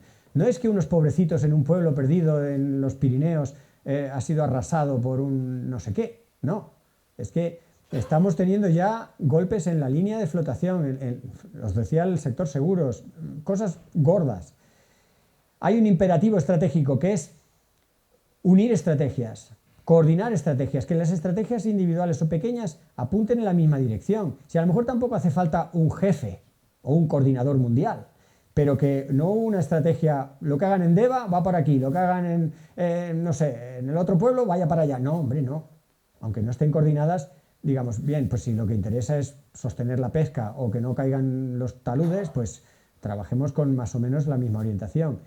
Y luego la meta, lo que os decía, básicamente llegar a mediados de siglo con muchos deberes de estos hechos. Y yo lo que le añado a eso es que aprovechemos para vivir una transición también en lo social, en la manera de querernos y tratarnos y cuidarnos, que es que nos estamos sometiendo a nosotros mismos a unas condiciones que son muy estresantes y por eso aumentan. En el norte global no estamos bien de la cabeza por todas las razones del mundo, pero sobre todo por los informes de salud mental. No despegamos. Los suicidios entre los jóvenes, el estrés entre las personas mayores, los antidepresivos que viajan en bolsos y bolsillos. No estamos bien. Entonces, pues es una oportunidad para estar bien, haciendo las cosas de otra manera. ¿Que te va a costar un esfuerzo? Sí, pero vas a estar bien. Pues yo creo que compensa. Bien. Algunos sectores, pincelada, un dibujito así gráfico para animar. El sector de la agricultura o lo forestal, ¿no? Pues indudablemente es una fuente de gases de efecto invernadero y está siendo ya una víctima del cambio climático. En muchas zonas que se cultivaban ya no se pueden cultivar o no los mismos cultivos. El agua, el regadío, pues no hay agua para regar tantas cosas. Pues bien, pero si gestionamos bien el suelo, hay un estudio que calcula que si le ponemos 1 centímetro de compost, de suelo fértil, a los terrenos agrícolas de España, necesitaremos menos de la mitad del agua que estamos gastando. Porque un suelo fértil, además de traer fertilidad, hace una gestión muy armoniosa del agua.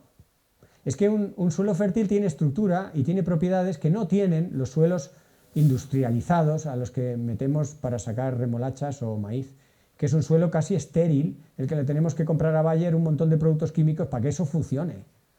Un suelo con una capa de 1 centímetro, no estamos hablando de 1 metro de espesor, de un suelo que haya requerido décadas, no, con poner un poquito ya vas cambiando completamente la historia. En el mundo de los árboles pues pasa algo lo mismo, la sombra que amortigua los excesos de temperatura, combinar cultivos. En las ciudades, poner árboles, son seres vivos, no se les puede tratar como farolas y cumplen funciones estupendas. En otro sector, la energía y el transporte, pues descentralizar la producción eléctrica. Claro, esto que no me escuche Iberdrola, porque se le acaba su fuente de negocios. Pero es que hemos puesto demasiado dinero y poder en unas pocas empresas que dan suministros básicos. Eso, ahí hay que recuperar un poco el control. Y como ejemplo del descontrol objetivo, no ideologizado o sesgado, Iberdrola ha ganado un juicio para no ser juzgada por sus responsabilidades en el apagón. Yo, como científico, con los ojos así. Cuando ya inició el juicio, yo digo, si lo está planteando es que lo puede ganar. Pues lo ha ganado. Con lo cual, el poder... no es que Iberdrola sea especialmente mala, no me entendáis así, porque está Repsol, he mencionado Mercadona, está Coca-Cola. Las grandes empresas tampoco nos engañan en su comportamiento global. Ellas son depredadoras. y nos depredan a nosotros y nos regalan por Navidad un cupón para un sorteo de una bicicleta. Pero se sacan muchísimo dinero con esa centralización de los servicios y centralización del dinero y de la financiación, hasta el punto de que en algún momento del siglo XX la política ya no está en manos de los políticos, sino de las grandes compañías, que en el caso de Estados Unidos es obsceno cómo controlan la campaña electoral. Entonces hay que recuperar ese cierto control de servicios básicos, del agua, de los alimentos, del transporte, la cultura, la sanidad, y está muy descontrolado porque está en pocas manos que no son especialmente generosas y altruistas. Bueno, más sectores. Las ciudades donde vive el 70-80% de la población. Hay muchas márgenes, hemos hablado de la infraestructura verde. Reverdecer las ciudades nos beneficiará directamente a los que vivimos en ellas, pero indirectamente a todo el planeta, porque los gases de efecto invernadero se emiten principalmente en las ciudades. Y fijaros, en esta parte es un poco reflexión, por eso es la figura de este muchacho, ¿no? Que está ahí, joder, ¿cómo hago yo todo esto? Claro que hay unos marcos éticos, hay unos derechos humanos, pero es que hay urgencias, ¿no? Y cómo ir combinando esta cosa, pero reenfocar el marco ético, la obligación ética, la moral, para hacer las cosas mejor, lo podemos ajustar también a otras fases de soluciones concretas que te hacen sentirte útil, ¿no?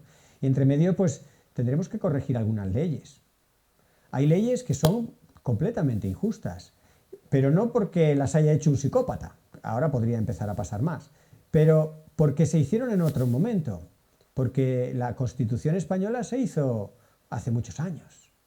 Y cuando le preguntas a un juez o a alguien encargado ni se le imagina cómo se podría cambiar la Constitución, pero está claro que hay que cambiarla. Ni el feminismo, ni el ecologismo, ni tantos ismos, ni el cambio climático, ni mil cosas que ahora son prioridades y urgencias estaban hace 60 años. Ni se sabía ni eran problemas, ¿no? Entonces habrá que cambiar normas, las leyes te dicen muy seguros. Hay dos frases así muy tajantes. La ley es igual para todos. Y lo dijo el rey. Te quedas como diciendo, joder, lo podría haber dicho un estudiante de derecho ingenuo e idealista, pero no, lo ha dicho el rey, ¿no? La ley es igual para todos. No, no. Y las leyes están hechas para cumplirlas. Y te quedas así tan ancho. No, pues las leyes están hechas para cambiarlas. Se tarda mucho en cambiarlas, así que vayamos empezando, porque tarda 10, 15, 20 años en hacer la ley de la eutanasia, las leyes complicadas, controvertidas. Imagínate una ley que basada en el cambio climático le recorta algún privilegio al sector privado. Ostras, ya podemos empezar, que eso va a llevar... Pero las leyes están hechas para cambiarlas. Ni bien sale una ley, ya tienes que estar pensando cómo la vas a cambiar, porque va a tardar 10 o 15 o 20 años en cambiarla, así que hay que cambiarlas. Y eso no es ser antisistema, eso es al revés. Es utilizar el sistema para mejorarlo. Y bueno, pues ahí tenéis soluciones basadas en la naturaleza, que hablaremos más, un poquito de pasada. Pero es evidente la sensación de que el individuo está en un mar inmenso, como si estuvieras ahí naufragando, ¿no? Y te sientes que no puedes hacer nada, que la emisión individual, que es tu gotita, ¿no? Yo soy un granito de arena. Vamos a ver, granito de arena. Tú estás vivo. El granito de arena no. Tú puedes dar ejemplo, tú puedes hacer cosas. El granito de arena no. Así que lo del granito de arena también hay que revisarlo, ¿no? Pero indudablemente ante problemas muy globales como el cambio climático, muchas de las crisis y dificultades que estamos viendo, claro que te sientes pequeño y te sientes inútil. Pues vamos a trabajar un poco en eso, ¿no? Vamos a trabajar en esa sensación de que no vamos a cambiar nada individualmente, ¿no? Por un lado, en este cambio de marco ético, ¿no? Tenemos que hablar de manos limpias, pero no del sindicato, sino de tener realmente las manos limpias, ¿no? De ser personas íntegras, que el individuo se pueda sentir coherente, ineficaz, vale, pesado. Mis hijos a veces me odian por lo pesado. Bueno, pues un poco pesado, perfecto no voy a ser, pero más o menos íntegro, intentar una cierta coherencia, para luego poder ir a buscar justicia, ¿no? Y no ser un polizón o un parásito o un caradura o como lo queráis llamar, ¿no? Y poder ir llevando a esa universalidad, ¿no? La pregunta, ¿qué logra mi acción? Esa sería una pregunta bonita, ¿no? ¿Qué cosas logro que pasen? ¿Y qué pasaría si todos actuaran como yo? Si todos fuéramos Qatar, menuda huella. Y si todos fuéramos Honduras, ostras, nos sobra planeta. Son preguntas que igual ayudan. Y, por ejemplo, del deber ese de reducir, hay que reducir, ya hablábamos incluso del decrecimiento económico, reducir la huella, reducir, pues también podemos pasar al deber de promoción en la comunicación, los que no hayan venido a esta charla o los que no se sepan muy bien cómo va esto del cambio climático o lo que sea, ¿no? Pues no es tarea pequeña la de ir contando cosas y la de ir generando estado de opinión. Gente que no tiene el conocimiento o el tiempo para darle una pensada a esto, pues tú se lo das digerido en el café. Y aquí, a pincelada, podríamos estar hablando mucho de las SBN, soluciones basadas en la naturaleza. La naturaleza, primero, no es una cosa externa. No es que haya la naturaleza y nosotros. Es que nosotros somos naturaleza. Nosotros somos un ecosistema que camina. Dentro de nosotros hay miles de bacterias, de virus, de hongos, que muchas veces la ciencia no sabe ni qué diablos hacen dentro de nuestro, no ya tubo digestivo, sino en todas nuestras vísceras. Somos un ecosistema que empieza en lo microscópico dentro de nuestro estómago y acaba pues, en el ecosistema más amplio de un paisaje. Esa conexión se nos ha perdido, se está perdiendo. En el País Vasco tenéis bastante contacto con la Tierra, pero no sois lo más común, ni siquiera en España ni en el norte global. Esa conexión con la Tierra. Ayer estábamos, ¿no? con los cánticos de Santa Águeda. Es un poco simbólico, pero de alguna manera ha venido hasta el presente o todavía continúa, pues esa conexión que tenéis con la naturaleza. Pues hay que reforzarla porque somos naturaleza. Pero tanto las principales religiones judeocristianas, islámicas, etcétera, como la filosofía del siglo XIV, XV, XVI, nos dieron un marco para creernos la especie elegida, para creernos distintos, para separarnos de las montañas, de los paisajes, del mar. No somos eso. Eso está a nuestro servicio y así nos va. Si cambiamos el chip, y ya está empezando a haber legislación internacional que acepta entidades no humanas que tengan marco, entidad y reconocimiento con sus propios derechos. El Mar Menor en España, el primero en Europa. Es un cambio simbólico porque a lo mejor a la protección del Mar Menor no le va a cambiar en el día a día hoy nada, pero está indicando un cambio necesario de nuestra manera de tratar a la naturaleza, que la naturaleza está a nuestro para ser explotada y le perdonamos la vida al lince o al águila real porque tienen plumas y pelos y nos gustan, pero una garrapata, ¿quién la va a proteger? Pero es que esa no es la actitud condescendiente. Yo te protejo a ti, que tú eres de eso, ¿no? Además de todo este rollo que me acabo de soltar, las soluciones basadas en la naturaleza se apoyan en que la naturaleza es muy rentable. No es instantánea, pero se pueden poner muchos ejemplos de todo el dinero, si lo queréis ver en euros, pero también de servicios, de funcionalidad que te da la naturaleza por poco que inviertas en ella. Cuando se protege un espacio, cuando se regenera un parque, te cuesta un dinero inicialmente, pero te lo devuelve con creces. De hecho, entre 100 y 1000 veces por cada euro que pones en la naturaleza. Es muy rentable. Lo que pasa es que no es instantáneo. Y como vivimos en la era de la instantaneidad y en materia económica del pelotazo, y el pelotazo no es una palabra vulgar, ya está aceptada por la Real Academia de Ciencias. Y es esa manera de coge el dinero y corre, hace la cosa y saca pasta. Eso no encaja con la naturaleza. La naturaleza, entendiendo un poco los ritmos y aliándose con ella, nos puede sacar de muchos más apuros de los que pensamos. Y no es una cosa de perroflautas y abraza árboles. Es matemático, es demostrable. Hay muchísimos ejemplos. La bahía de Hudson, que se llenó de peces con dejar de 3-4 cosas muy contaminantes. En la pandemia, cuando dejamos de estar tan encima de los ecosistemas, los animales, las plantas, un subidón en apenas unos meses. En fin, hay muchos ejemplos. Y en eso se apoyan las soluciones basadas en la naturaleza, en entender cómo funcionan las cosas y en lugar de imponerle tu proyecto, oye, si Valencia está a la salida de un río, pues ¿cómo funcionan los ríos? ¡Ah, ostras! ¿Cómo funciona un río? Yo le había preguntado a un ingeniero cómo podíamos desviar el río. No, pues es que eso... Un ejemplo muy sencillito, manglares. Aquí no tenemos de eso, pero es un ejemplo interesante de cómo nos sirve para las dos estrategias que deben ser sinérgicas. Evitar, anticiparse, mitigar antes de que ocurran los problemas, en el caso del cambio climático, ¿no? Evitar emisiones, y la otra parte de adaptación a los problemas que ya están aquí, adaptarte y que no los sufras tanto. Los manglares almacenan una grandísima cantidad de CO2. Son muy productivos en esa zona que están de contacto y por sus características almacenan muchos CO2. Así que son una esponja de carbono que nos ayuda en la mitigación.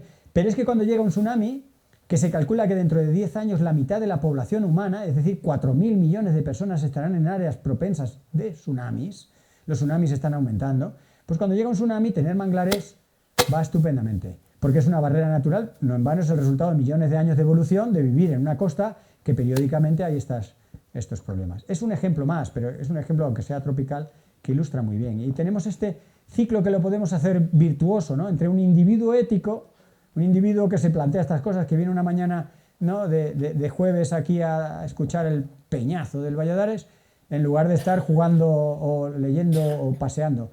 Pues ese tipo de acciones, ¿no?, las podemos pasar a un cambio de normas y a unas soluciones sistémicas y empezar a entrar en un círculo en el que nos sentimos, bueno, pues joder, hicimos lo de Guernica. Pues fíjate, ¿quién iba a decir? ¿Cómo nos íbamos a frenar una entidad como el Guggenheim? Pues se frenó y de ahí suma y sigue. Y son círculos de acción que empoderan, ¿no? Así que como conclusión, la lucha contra el cambio climático, y aquí podemos poner la lucha contra muchas otras cosas, requiere una integridad individual de personas que no buscan los aplausos y el reconocimiento, sino que dicen, esto lo he entendido y esto hay que ir por allí. Una valentía social, es decir, colectivamente. Es muy difícil ser valiente en lo individual, pero socialmente, oye, se puede, ¿no? Y hay que romper y hablar de capitalismo y hablar de fascismo y hablar de cosas incómodas. Un rigor científico, quizás estoy sesgado como científico, pero creo que el conocimiento y el dato nos va a ayudar, ¿no?, en las soluciones basadas con la naturaleza y en mucha toma de decisiones difíciles. Y pensemos que en esto no estamos solos, ¿no? Que la acción es una señal que otros esperan. Lo que tú hagas es algo que otros pueden servir también, les puede servir de motivación y de ejemplo. Porque en el largo plazo, empresas, gobiernos y sociedades necesitan exactamente lo mismo, que no es otra cosa que paz. Muchas gracias.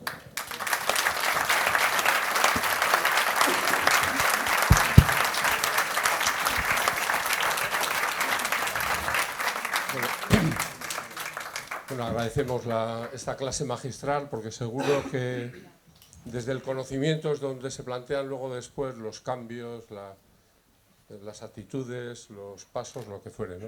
Abrimos un turno de preguntas, entonces el que quiera o la que quiera.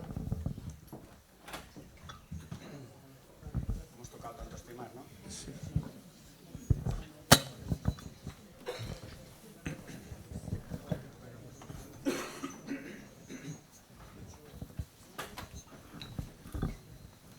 Ahora. Espera, que van por allí negociando el micrófono. Es que creo que hay gente allí, ¿no? Entonces tenemos que usar el micrófono para que nos oigan los que no están en la sala. Sí, hola, Sí, creo que sí. sí. Buenos días. Me ha parecido una conferencia, súper buena, súper estupenda. Gracias. Pero desde hace tiempo soy un poco derrotista. Ya. Porque parto del hecho de que la vida es infinita, siempre existirá la vida, aunque estemos o no. Sí, aunque estemos o no. Y soy también consciente de que especies que han durado 50 millones han desaparecido, especies que tenían sus propios depredadores, y he llegado a la conclusión, o no he llegado a la conclusión, de que el ser humano, como no tiene depredador, el único depredador es él mismo.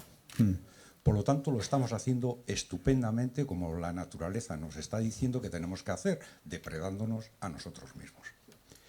Partiendo de ahí, yo creo que podemos desaparecer, como han desaparecido otra serie de especies, somos impermanentes, evolucionaremos a otra clase de especie, como ha surgido, y bueno, al final, pues tengo cierta tranquilidad desde ese punto de vista, ¿no? De que la energía vital es en todas las especies. Si no hubiese energía vital no crecería una planta, ni un árbol, ni nada de nada, y por lo tanto en eso somos iguales. La forma somos diferentes, pero en esencia somos iguales. Bien, partiendo de ahí, después he oído, pues efectivamente, de que los sistemas que hay, pues hay que cambiar. A mí el sistema democrático es lo más importante que es. Cuesta dinero, cuesta esfuerzo, porque hay que unificar diferentes puntos de vista, y eso trae mucho esfuerzo, mucho trabajo, pérdida de tiempo. Es mucho mejor un fascismo o un comunismo en la cual uno manda y los demás obedecen, en la cual se ha demostrado que ambos sistemas pues, han matado a la rediós de personas, millones de personas. No voy a comparar quién más uno que otro, y que los sistemas pues, de capitalista ultranza y el comunismo pues, no han servido. Y estamos aquí con una democracia defendiendo, en la cual estamos aquí pues defendiéndonos, ¿no? Después hemos hablado un poco sobre el decrecimiento, ¿no? Yo creo que, a ver, todos nos parece bien las cosas, pero a la hora de tomar decisiones, es que para hacer todo esto que has estado comentando, tenemos que perder mucho individualmente. Tenemos que perder poder adquisitivo. Tenemos que perder muchas cosas, y estamos dispuestos a perder. Es decir, estamos dispuestos a que un fin de semana decimos, pues no podemos ir, pues tenemos que ir a la sociedad, pues no puedo ir, porque soy consciente y voy. Vamos a perder económicamente muchas cosas, pero estamos conscientes.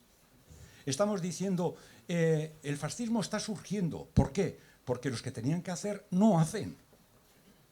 Aquí, en España, o tal, vemos que los grandes dos partidos no llegan a un arreglo. ¿Por qué? Porque tienen sus propios intereses. ¿Cómo va a salir el fascismo si los dos partidos mayoritarios se juntasen? Pues no hay. Estamos hablando de cosas. Y claro, estás comentando todo eso y a mí me parece qué buena idea, pero me parece imposible con la gente que hay. Igual tenemos que organizarnos en cada pueblo y exigir ese tema y reordenar. Y los sindicatos que ya no tienen la validez que tienen porque están comprados o lo que sea, igual tenemos que juntarnos y decir, yo estoy dispuesto a perder muchas cosas, económico, muy de acuerdo. Y juntarnos para poder tomar decisiones en nuestro pueblo, ¿no? Pero lo demás, muy teórico. Por ejemplo, el tema de que tenemos que hacer las ciudades más pues con vegetación y tal. Falta viviendas. O sea, a un joven... De hecho, sobran viviendas. Bueno, pero te quiero decir que... Hay 4 millones de casas vacías. Sí, sobran. Pero realmente, como vivimos en un sistema democrático, en la cual, pues bueno, tiene sus carencias, es decir... ¿Has tocado temas universales? Sí, es que me va a costar... Sí. Antes que intervenga por la experiencia, Fernando hace intervenciones muy amplias. Voy a hacer la corta, que está ensayando esta mañana. Para que haya más aportaciones, yo sí os pido, a Fernando sobre todo, porque se va a alargar Le voy a contestar el que me ha hecho 3 en 1. podemos tener más intervenciones. Vale. Voy a intentar ser muy breve, porque es verdad que cada tema que has mencionado, indudablemente, aquí hay mucho de idealismo y mucho de, digamos, de utopía, lo soy consciente, pero si no tenemos a dónde queremos ir, pues vamos un poco dando tumbos. Yo a veces también soy fatalista, y para eso está el bar, pero luego en el día a día hay que levantarse. Extinguirse nos vamos a extinguir, porque es lo que hacen todas las especies, el 99,9% de las especies están extintas, ningún drama. Lo que pasa es que no hay que darse prisa. Nosotros parece que tengamos prisa. El tonto del Homo erectus vivió 1,5 millones de años. Nosotros llevamos 300.000 y no sé lo que nos queda.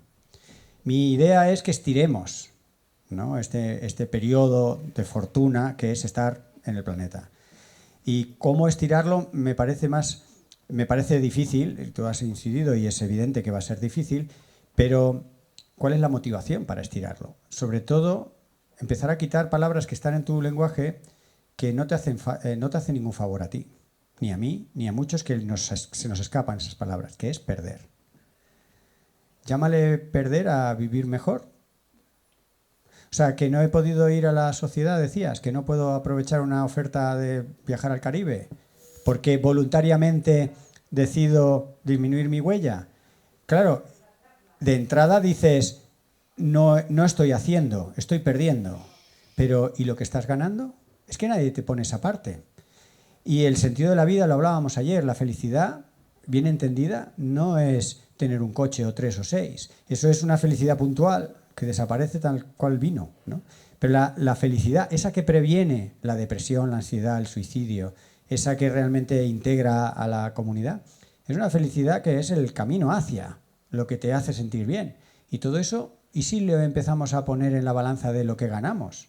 Yo personalmente creo, y aquí es difícil las matemáticas, que la balanza pesaría más todo lo que ganamos, que claro que hay que perder algunos privilegios y la propia Iberdrola va a perder cosas, pero también va a ganar. Yo hay veces que voy a las grandes empresas que me siguen llamando, yo sorprendido porque de las cosas que digo bastante son cañeras, pero me llaman porque yo creo que muchas veces se escuchan entre ellos y todos se dicen cosas maravillosas que dicen aquí hay algo que huele mal y el único que viene a decirnos algo es este, que venga. Su modelo de negocio no va a servir, no va a durar, entonces para sobrevivir tendrás que reajustarte. Y algunas empresas lo están entendiendo. A Coca-Cola le planteé un dilema. Dice, ¿qué quieres? ¿Ayudar a resolver el problema o ser parte de la solución? Es que la estrategia es completamente distinta. Si tú lo que quieres es reciclar un envase pero seguir machacando, pues hazlo. ¿Qué es lo que estás haciendo? Bueno, reducir un poquito. O si tú imagínate a Coca-Cola formando parte de la solución. Hostia. Ahí tendríamos Coca-Cola para rato. La propia Coca-Cola viviría. Te quiero decir que a veces se nos olvida la creatividad y una de las bases del fatalismo es la falta de creatividad, ¿no? El no pensar en universos diferentes, el no pensar en futuros alternativos. Y nos hacen falta los jóvenes muchas veces para eso, para ese pensamiento disruptivo que tienen por ser jóvenes. Un niño, antes de ser formateado por el sistema educativo, te plantea cosas que dices, ¿pero cómo se le ha ocurrido? Claro, porque no ha estudiado todavía economía. Son salidas un poco a la desesperada, ¿no? Pero hay que buscarlas y agarrarse en los buenos ejemplos para ser un poco positivo. Razones para ser fatalista no te faltan. Hay una tabla, y con esto termino, de doble entrada, ¿no? Por un lado tienes optimista, pesimista. Y por otro lado tienes el que hace y el que no hace. Y tienes optimistas que como creen que todo va bien, porque son muy optimistas y ya saldremos, no hacen nada. Ese no me vale para nada. Y tienes pesimistas que como dicen esto no tiene arreglo, no hacen nada. Eso tampoco me vale. Pero hay pesimistas que dicen esto no tiene arreglo, pero algo habrá que hacer. Pues ese me vale. Yo soy intentando, cuando me ayuda el Colacao, ser un optimista que hay que hacer cosas. Pero a veces me falla el Colacao y digo, bueno, aunque no tenga arreglo, vamos a hacerlo. Bueno. ¿Más preguntas? Hola, buenas. En primer lugar, felicitarte por la conferencia. Gracias. No he podido dejar de tener los ojos y los oídos abiertos y asimilar todo lo posible porque ha sido realmente de las mejores que he oído en mi vida sobre esta cuestión, ¿no? Y bueno, tenía una pequeña reflexión y una pregunta. Yo creo que me falta un poco el factor tiempo. Se habla de límites, de puntos de no retorno. La realidad de los datos es que cada vez se emite más. Han pasado, como comentas en el libro, años desde la Agenda 2030, los objetivos que se planteaban, y no parece que hemos mejorado, sino que hemos empeorado. A la vez, parece que se imponen regímenes totalitarios que no van a favorecer que esto ocurra. Entonces, la pregunta es, ¿cuánto tiempo queda para darle la vuelta al tema, ¿no? Porque parece que la realidad juega en contra de ese límite que va a llegar. Tú mismo has dicho ahora que nos vamos a extinguir algún día, pero claro, tal y como está el mundo y empeora cada año, parece que el límite va a llegar antes de lo que si no existieran estas circunstancias, ¿no? Entonces mi pregunta es esa, ¿no? Totalmente de acuerdo en todo, pero creo que el factor tiempo hay que ponerlo encima de la mesa, ¿no? No, totalmente. Llevas mucha razón y esa pregunta es apremiante, es angustiosa y es muy difícil de contestar. La ciencia estuvo durante una década, diría, poniendo fechas. Y falló bastante, es muy difícil poner fechas, ¿no? La fecha en la que se cruzará una temperatura de no sé qué, la fecha en la que las emisiones, no sé qué, no sé cuánto. Y entonces esa estrategia de comunicación, porque claro, modelos científicos se siguen haciendo, investigando, pero comunicar el conocimiento científico en base a fechas tiene eso de que te pillas un poco los dedos, porque hay luego factores que nunca pudiste ver venir y que tienen mucha influencia, una guerra, un cataclismo, ¿no? Y eso te descabala tu predicción y se mina la credibilidad en la ciencia, porque no te da tiempo a entender todo, cómo se llegó a ese cálculo, simplemente dijeron que esto iba a pasar en el 2030 y no ha pasado. Pues ya has perdido ahí credibilidad. Por eso el poner fechas ya es un poco como que se desaconseja en muchos momentos cuando no hay para hacer un máster o un curso largo o una semana en DEVA hablando de estas cosas, ¿no? Segunda cuestión. ¿Os acordáis cuando estábamos en la pandemia y nos decían hay que aplanar la curva de contagios, ¿no? Y había que aplanarla, porque la curva de contagios iba así. Y había que aplanarla. Estaba mi tocayo ahí, ¿no? En la tele. Hay que aplanarla. Y dando lecciones un poco improvisadas de estadística. Y le echaba la bronca, si os acordáis. Alguna vez fue muy directo y le dijo a una periodista, ese día de la estadística tú no estabas en clase, ¿no? Fue muy gracioso porque no entendía las probabilidades, porque veía que subía y bajaba de día en día y decía, pero ahora está bajando, ¿no? Y dices, ese día no fuiste a clase. Pero la idea de aplanar la curva nos vale para muchas cosas. Y estamos aplanando la curva de emisiones. No está bajando. Hay un gap, ¿no?, entre dónde deberíamos estar y dónde estamos, indudablemente. No estamos donde deberíamos estar. Pero tampoco estábamos donde hubiéramos estado sin el Acuerdo de París. El Acuerdo de París nos hubiera llevado aquí. Estamos aquí, que no es aquí donde deberíamos estar, pero no estamos aquí. Entonces, Teresa Rivera me echó la bronca alguna vez, pero nos llevamos bien, y me dijo: Fernando, no me alarmes a la gente. Se están haciendo muchas cosas, porque yo muchas veces exaltado digo: ¡no se hace nada! Y me decía: no, Fernando, sí se hace. Y digo: pues llevas razón. No se hace todo lo que se debería, no se hace con la eficiencia que haría falta, pero se hacen cosas. Y el resultado es que la curva no está aquí. Hay gráficos y lo podríamos poner sobre dónde estaríamos sin el Acuerdo de París, y como eso tantas otras cosas. Pero es cierta esa angustia, y sobre todo yo hoy con todo ese mezclar el marco geopolítico y mezclar otras cosas que dices: ostras, ya me gustaría a mí decir cuánto tiempo nos queda para cada cosa. La salida ante una pregunta tan complicada es: siempre hay esperanza, siempre se podrán hacer cosas, pero también es verdad que hay cosas que ya no están a nuestro alcance, que estaban hace 10 años o hace 15 años. Hemos perdido algunas oportunidades, pero sigue habiendo oportunidades. Y seguirá habiendo oportunidades mientras haya alguien en pie en algún sitio.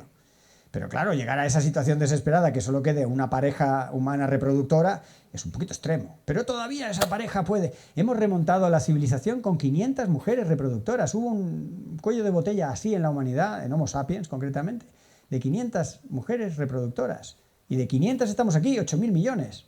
O sea, hay margen, hay razones para ser optimista, pero en todos los datos y toda la precisión de cuándo va a pasar qué, pero claro que hay tiempo. Y hay cosas que hay que hacerlas muy despacio para que solo las vas a poder hacer una vez. Y no nos podemos equivocar, ¿no? Vísteme despacio, que tengo prisa, se le achaca a Napoleón, pero lo debe haber dicho 1000 personas más, ¿no? Cuando una cosa es grave, piénsala bien y esa vez hazla bien. Y tenemos, como decía, una oportunidad, porque pueden venir curvas muy severas y quizá ese susto y una mayor integración social nos permita, hombre, no vamos a evitar todos los problemas y claro que perderemos algunas cosas, pero se puede. Hay factores al azar. ¿Por qué el fútbol es tan popular en el mundo? Porque el fútbol, siendo deporte y teniendo mucho del espíritu de la competición, tiene un factor de azar. El Numancia le puede ganar una buena tarde al Real Madrid. Es raro, pero le puede ganar. Y esa esperanza le da mucha gracia al fútbol. Entonces, eventos azarosos que ocurren, que podríamos documentar mucho, también nos tienen que dar esperanza. Se pensó que no iba a pasar, lo más probable era que no pasara, pero pasó. Estoy insistiendo hoy mucho en lo de Urdaibai, pero y eso nos cambia mucho el marco temporal. Yo creo que para llegar lejos no hay que mirar lo lejos que están las cosas. Para llegar lejos hay que ir paso a paso. En los ultramaratones que me he metido más de una vez, que se decía en la presentación, ¿cómo te enfrentas a una carrera de 140 kilómetros? ¿Que vas a estar 20 horas trotando y malviviendo? Pues vas de kilómetro en kilómetro, vas de avituallamiento en avituallamiento, voy a llegar a esa curva y a ver qué hay. Y cuando te quieres dar cuenta, pues has llegado al final. Pero claro, a ti te gustaría, cuando sales de casa, decir, ¿cómo voy a correr? ¿Dónde voy a estar? Todo bien controladito. Pues lo siento, esa es la actitud de cambio, ¿no?, que tenemos que adoptar, ¿no? Más que cambiar de actitud, tenemos que tener una actitud en la que las cosas cambian y no voy a tener la certidumbre que he tenido habitualmente, porque las cosas son un poco imprevisibles, pero usemos esa imprevisibilidad para tener un poco de esperanza, porque la imprevisibilidad va golpeando también a Elon Musk, ya que lo hemos puesto de ejemplo.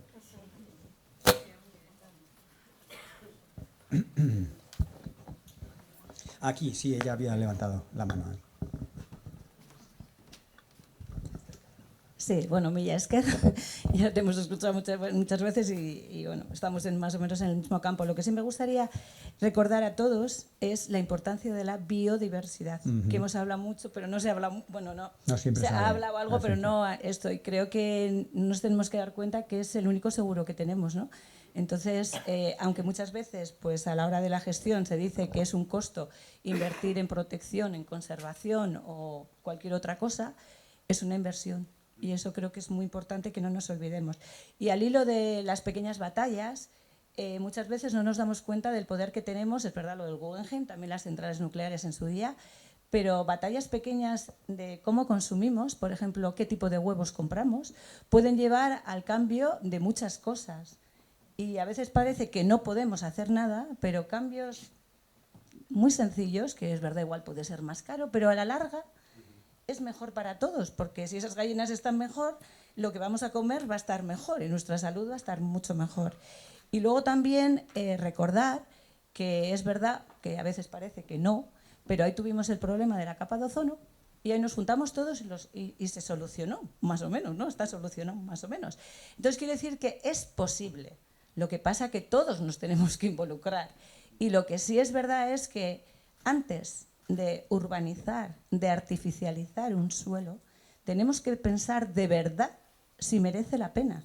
Porque todo lo que está ahí, como ponía ahí Fernando, ¿no? El suelo es la base, nos guste o no, el 29% de la superficie terrestre es terrestre. Bien, solo el 29%.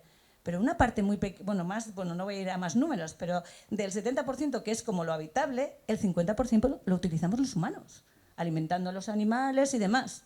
Entonces, quiero decir, y luego lo que he hablado también, ¿no? Pues de cuando hay inundaciones y demás, es que la cuenca, tenemos que pensar en la cuenca, en esa gestión forestal que estamos haciendo aquí. Los fuegos, tenemos que pensar qué es lo que estamos haciendo. Se puede hacer, se puede cambiar, pero tenemos que darnos cuenta de esa realidad y no ir echándonos, pues eso, piedras sobre nuestro tejado, ¿no? Es verdad que a nivel mundial, pues sí hay muchas cosas, pero localmente podemos hacer mucho, e individualmente también, simplemente con nuestro consumo. Entonces, bueno, solo era eso. No, y no es poco. Yo estoy muy de acuerdo. Y creo que lo has dicho con tus palabras, algo que estamos bastantes en eso. Y si me quedo con algo para reenfatizar de lo que has dicho, es lo de pensémonos muy bien antes de artificializar algo, antes de sobreexplotar algo. Y por eso creo que es muy necesaria también la labor de los ecologistas, que muchas veces se llevan bofetadas, son la primera línea de contingencia ante el desastre, ¿no? Y la primera cosa es no, ahora vamos a ver. Pero primero no, porque es bastante irreversible en escala humana o en escala de una década. Muchas de estas grandes transformaciones, una urbanización, un canal, una gran infraestructura, tiene un punto de bastante irreversibilidad y eso hay que pensarlo mucho. Permíteme una última pregunta y así vamos cerrando. Claro, estamos aquí 100 personas, habrá en el hall quizás algunas más. ¿Cómo se baja esto a las personas? Claro, estamos hablando de actitud de cambio. La actitud de cambio es muy jodida. El cambio no nos gusta, vivimos, ayer hacíamos una reflexión, todos los que estamos aquí vivimos bien, comemos bien, vamos a restaurantes, viajamos. Se nos generan bastantes contradicciones también. Cuando vemos que el cambio es necesario, pues hoy lo podemos pasar mal. Esto es deprimente. Hay muchas de las cosas que seguro pasamos por fases de depresión, de no aceptación, claro, es todo un proceso, que es un proceso emocional pues bastante jodido, ¿no? Y porque sí, se pueden hacer aseveraciones de que se haga una cosa con otra, con las plantas, que están fuera de nuestros límites. Somos personas individuales. ¿Cuál es ese enfoque, ¿no? ¿Cómo empezamos a cambiar de chip? ¿Cómo empezamos a dar pasos? Hemos tenido la suerte con Fernando en hacer 3 sesiones con su libro La recivilización y sí veíamos eso, pues esos pasitos, cosas, un montón de reflexiones posibles que son necesarias, ¿no? Entonces, ¿cómo se enfoca eso desde lo micro? Lo macro, enseguida empezamos a arreglar Ucrania y arreglamos el mundo mundial, ¿no? Pero eso es más de bar que de lo que es la vida, ¿no? Bueno, siempre hay que empezar por algo. Y yo diría que el primer paso lo tenemos que dar con volver a tomar el control del tiempo, de nuestro tiempo, de a qué le dedicamos el tiempo. Porque por ahí empieza todo. Cuando empiezas a dedicarle un poco de tiempo, te lo dedicas a ti, a estar bien, pero no en el sentido más plano y banal del término, sino equilibrado, armónico, bien, ¿no? Entonces el siguiente paso es, ¿y cómo podemos mejorar lo local, mi comunidad de vecinos, mi barrio, mi pueblo, tal, ¿no? Y vas escalando, pero necesitas tener tiempo para ti, luego tiempo para ir a las reuniones, tiempo para darle la plasta al alcalde o lo que toque hacer. Y ese tiempo lo tienes que sacar de algún lado. Y no puede ser el tiempo de los cuidados, el estar en casa, la jornada laboral. O sea, no sé exactamente en qué secuencia, pero ahora mismo tendríamos que estar trabajando 17 horas a la semana, no 40. Esos son los cálculos que ya se hizo, los hizo Keynes en su día y son muy válidos. Y fijaros los sofocos de la pobre Yolanda para reducir una hora, de 40 a 39, y no se lo aceptan. Entonces, ¿cómo empujar hacia eso? Pues puede ser empujar en las barricadas, empujar en lo legal, empujar en lo individual, hacer un poco de trampillas e irle robando a la jornada laboral por una causa mayor. La desobediencia civil, por ejemplo, en la que yo he participado más de una vez, la desobediencia civil, la no violenta, que es la que yo más defiendo, parte de desobedecer una ley para obedecer otra ley de rango superior, ¿no? Ya lo decía también Gandhi, lo decía mucha gente, ¿no? Tú dices, esto no es justo, no tiene sentido trabajar 40 horas. Pues yo voy a hacer como que trabajo 40 horas. Y no significa que me vaya a tocar las narices y vaya a echarle morro a la vida, pero a lo mejor le saco unas horas para esas otras cosas que pienso que son más importantes que el propio trabajo. Yo a lo mejor estoy poniendo remaches, pero luego le he robado, con toda la honestidad, he robado 10 horas a la semana para meterme en una asamblea ciudadana. No sé, es otra manera, es un poco más alternativa, radical, personal, pero ya te he puesto 3 formas de recuperar el tiempo, porque pienso que el tiempo para pensar, instruirte si quieres, pero tampoco hay que darle tantas pensadas, no hay que leer tanto como leo yo, ya para eso estoy yo. Es darle una pensada a los problemas que tienes en tu barrio y a cómo respira fulanito y menganito, ¿no? Y eso tiene un efecto en cascada que se puede también demostrar matemáticamente, como gente pequeña haciendo cosas pequeñas, ese dicho tan bonito, pues tiene un efecto amplificador, multiplicador. Y esto, recordar, me gusta hacer algunas bromas, ¿no? El partido de sumar ha fallado porque se ha equivocado de operación aritmética. Es multiplicar. Entonces, si queréis, formamos hoy el partido multiplicar. Porque esos efectos individuales tienen un poder multiplicativo y no somos conscientes. El granito de arena que hoy he criticado es que es la antítesis, porque es una cosita en mitad de una playa, pero una cosita inerte. Nosotros somos una cosita en mitad de la nada, sí, pero estamos vivos y podemos hacer cosas sorprendentes, cosas inesperadas, cosas con un valor, ¿no? Simbólico que anime a otros a hacer más locuras. Y esas locuras, que locura en realidad es hacer algo que no es lo normal en el sistema, es cambiar el sistema. Anda. Pero ¿cómo vas a ir tú, que vives en el cuarto A del número 8, a cambiar el sistema? Pues llámame lo que quieras. Yo le dedico todos los días una horilla. Pero hay que estar al comando de tu tiempo, porque yo creo que sin tiempo para estas cosas, para tú pensarlo, para planear tu estrategia individual y cómo puedes proyectar en la social, sin un poco de tiempo. Es verdad que luego, aquí hay muchas personas ya mayores y juraría que muchos jubilados. Todos. Bueno, pues no es por haceros la pelota, pero se dice mucho que el mundo será de los jóvenes, que los... No. Y con independencia de lo que hagan los jóvenes, que bastante tienen con lidiar con la frustración que genera de encontrarse un planeta que el 50% está destruido, el mundo será de los jubilados. Los jubilados, primero, que somos cada vez más. Yo todavía no me he jubilado, pero a veces me solidarizo. Los jubilados tienen tiempo y tienen formación. Yo he dado clases en las universidades para adultos, que es como si los de 22 años no fueran adultos, y te encuentras un público formado, gente que sabe, pues que ya han vivido 60, 70 años. ¿Cómo no van a saber? Y que quieren saber. Gente aquí en el País Vasco que está montando una moneda local. ¿Tú sabes el trabajo administrativo que te da eso? Pues solo lo puede hacer un jubilado. Y hay una esperanza también en los jubilados. Pero el jubilado, el otro día una mujer de forma muy emocionante me decía, joder, es un regalo de la vida. Estar jubilado, lo vivía y a mí me emociona un poco, porque muchas veces se ve la jubilación como una fase triste, como el final de una vida, a la mierda todo. Y la salud muchas veces baja. Y sin embargo esta mujer decía, yo estoy hecha polvo, estoy vieja, pero qué regalo la jubilación. Porque ella ha encontrado ese tiempo que no tenía mientras en su vida laboral trabajaba para otros. Fijaros, hay que leer a los anarquistas. Además, los jubilados tenéis tiempo. Pero en verano, cuando uno va en bolas, los anarquistas encajan. Y no digo que nos hagamos anarquistas, ojo, estoy diciendo que los leamos, porque hay que leer las fuentes originales. Y un rato de anarquismo aquí en la playa de Deva, ni tan mal. Y un anarquista te dice, en su lenguaje muy chocante, que eso del trabajo por cuenta ajena, que si hay que abolir el trabajo, tienes que empezar por el trabajo por cuenta ajena. Y esta mujer que agradecía ese regalo de la vida, de la jubilación, había estado trabajando por cuenta ajena en una cosa que no le hizo especialmente feliz. Y ahora estaba disfrutando de esa fase en la que podía dedicarse pues, a pensar, a hacer, no solo a viajar con el inserso, sino pues, a sentirse útil en la sociedad. Y a servir de ejemplo para esos jóvenes que muchas veces están desmotivados, que saben muchas cosas, que están muy preparados, pero no saben a dónde van, o como Pedro Sánchez, que va muy rápido, pero ¿a dónde?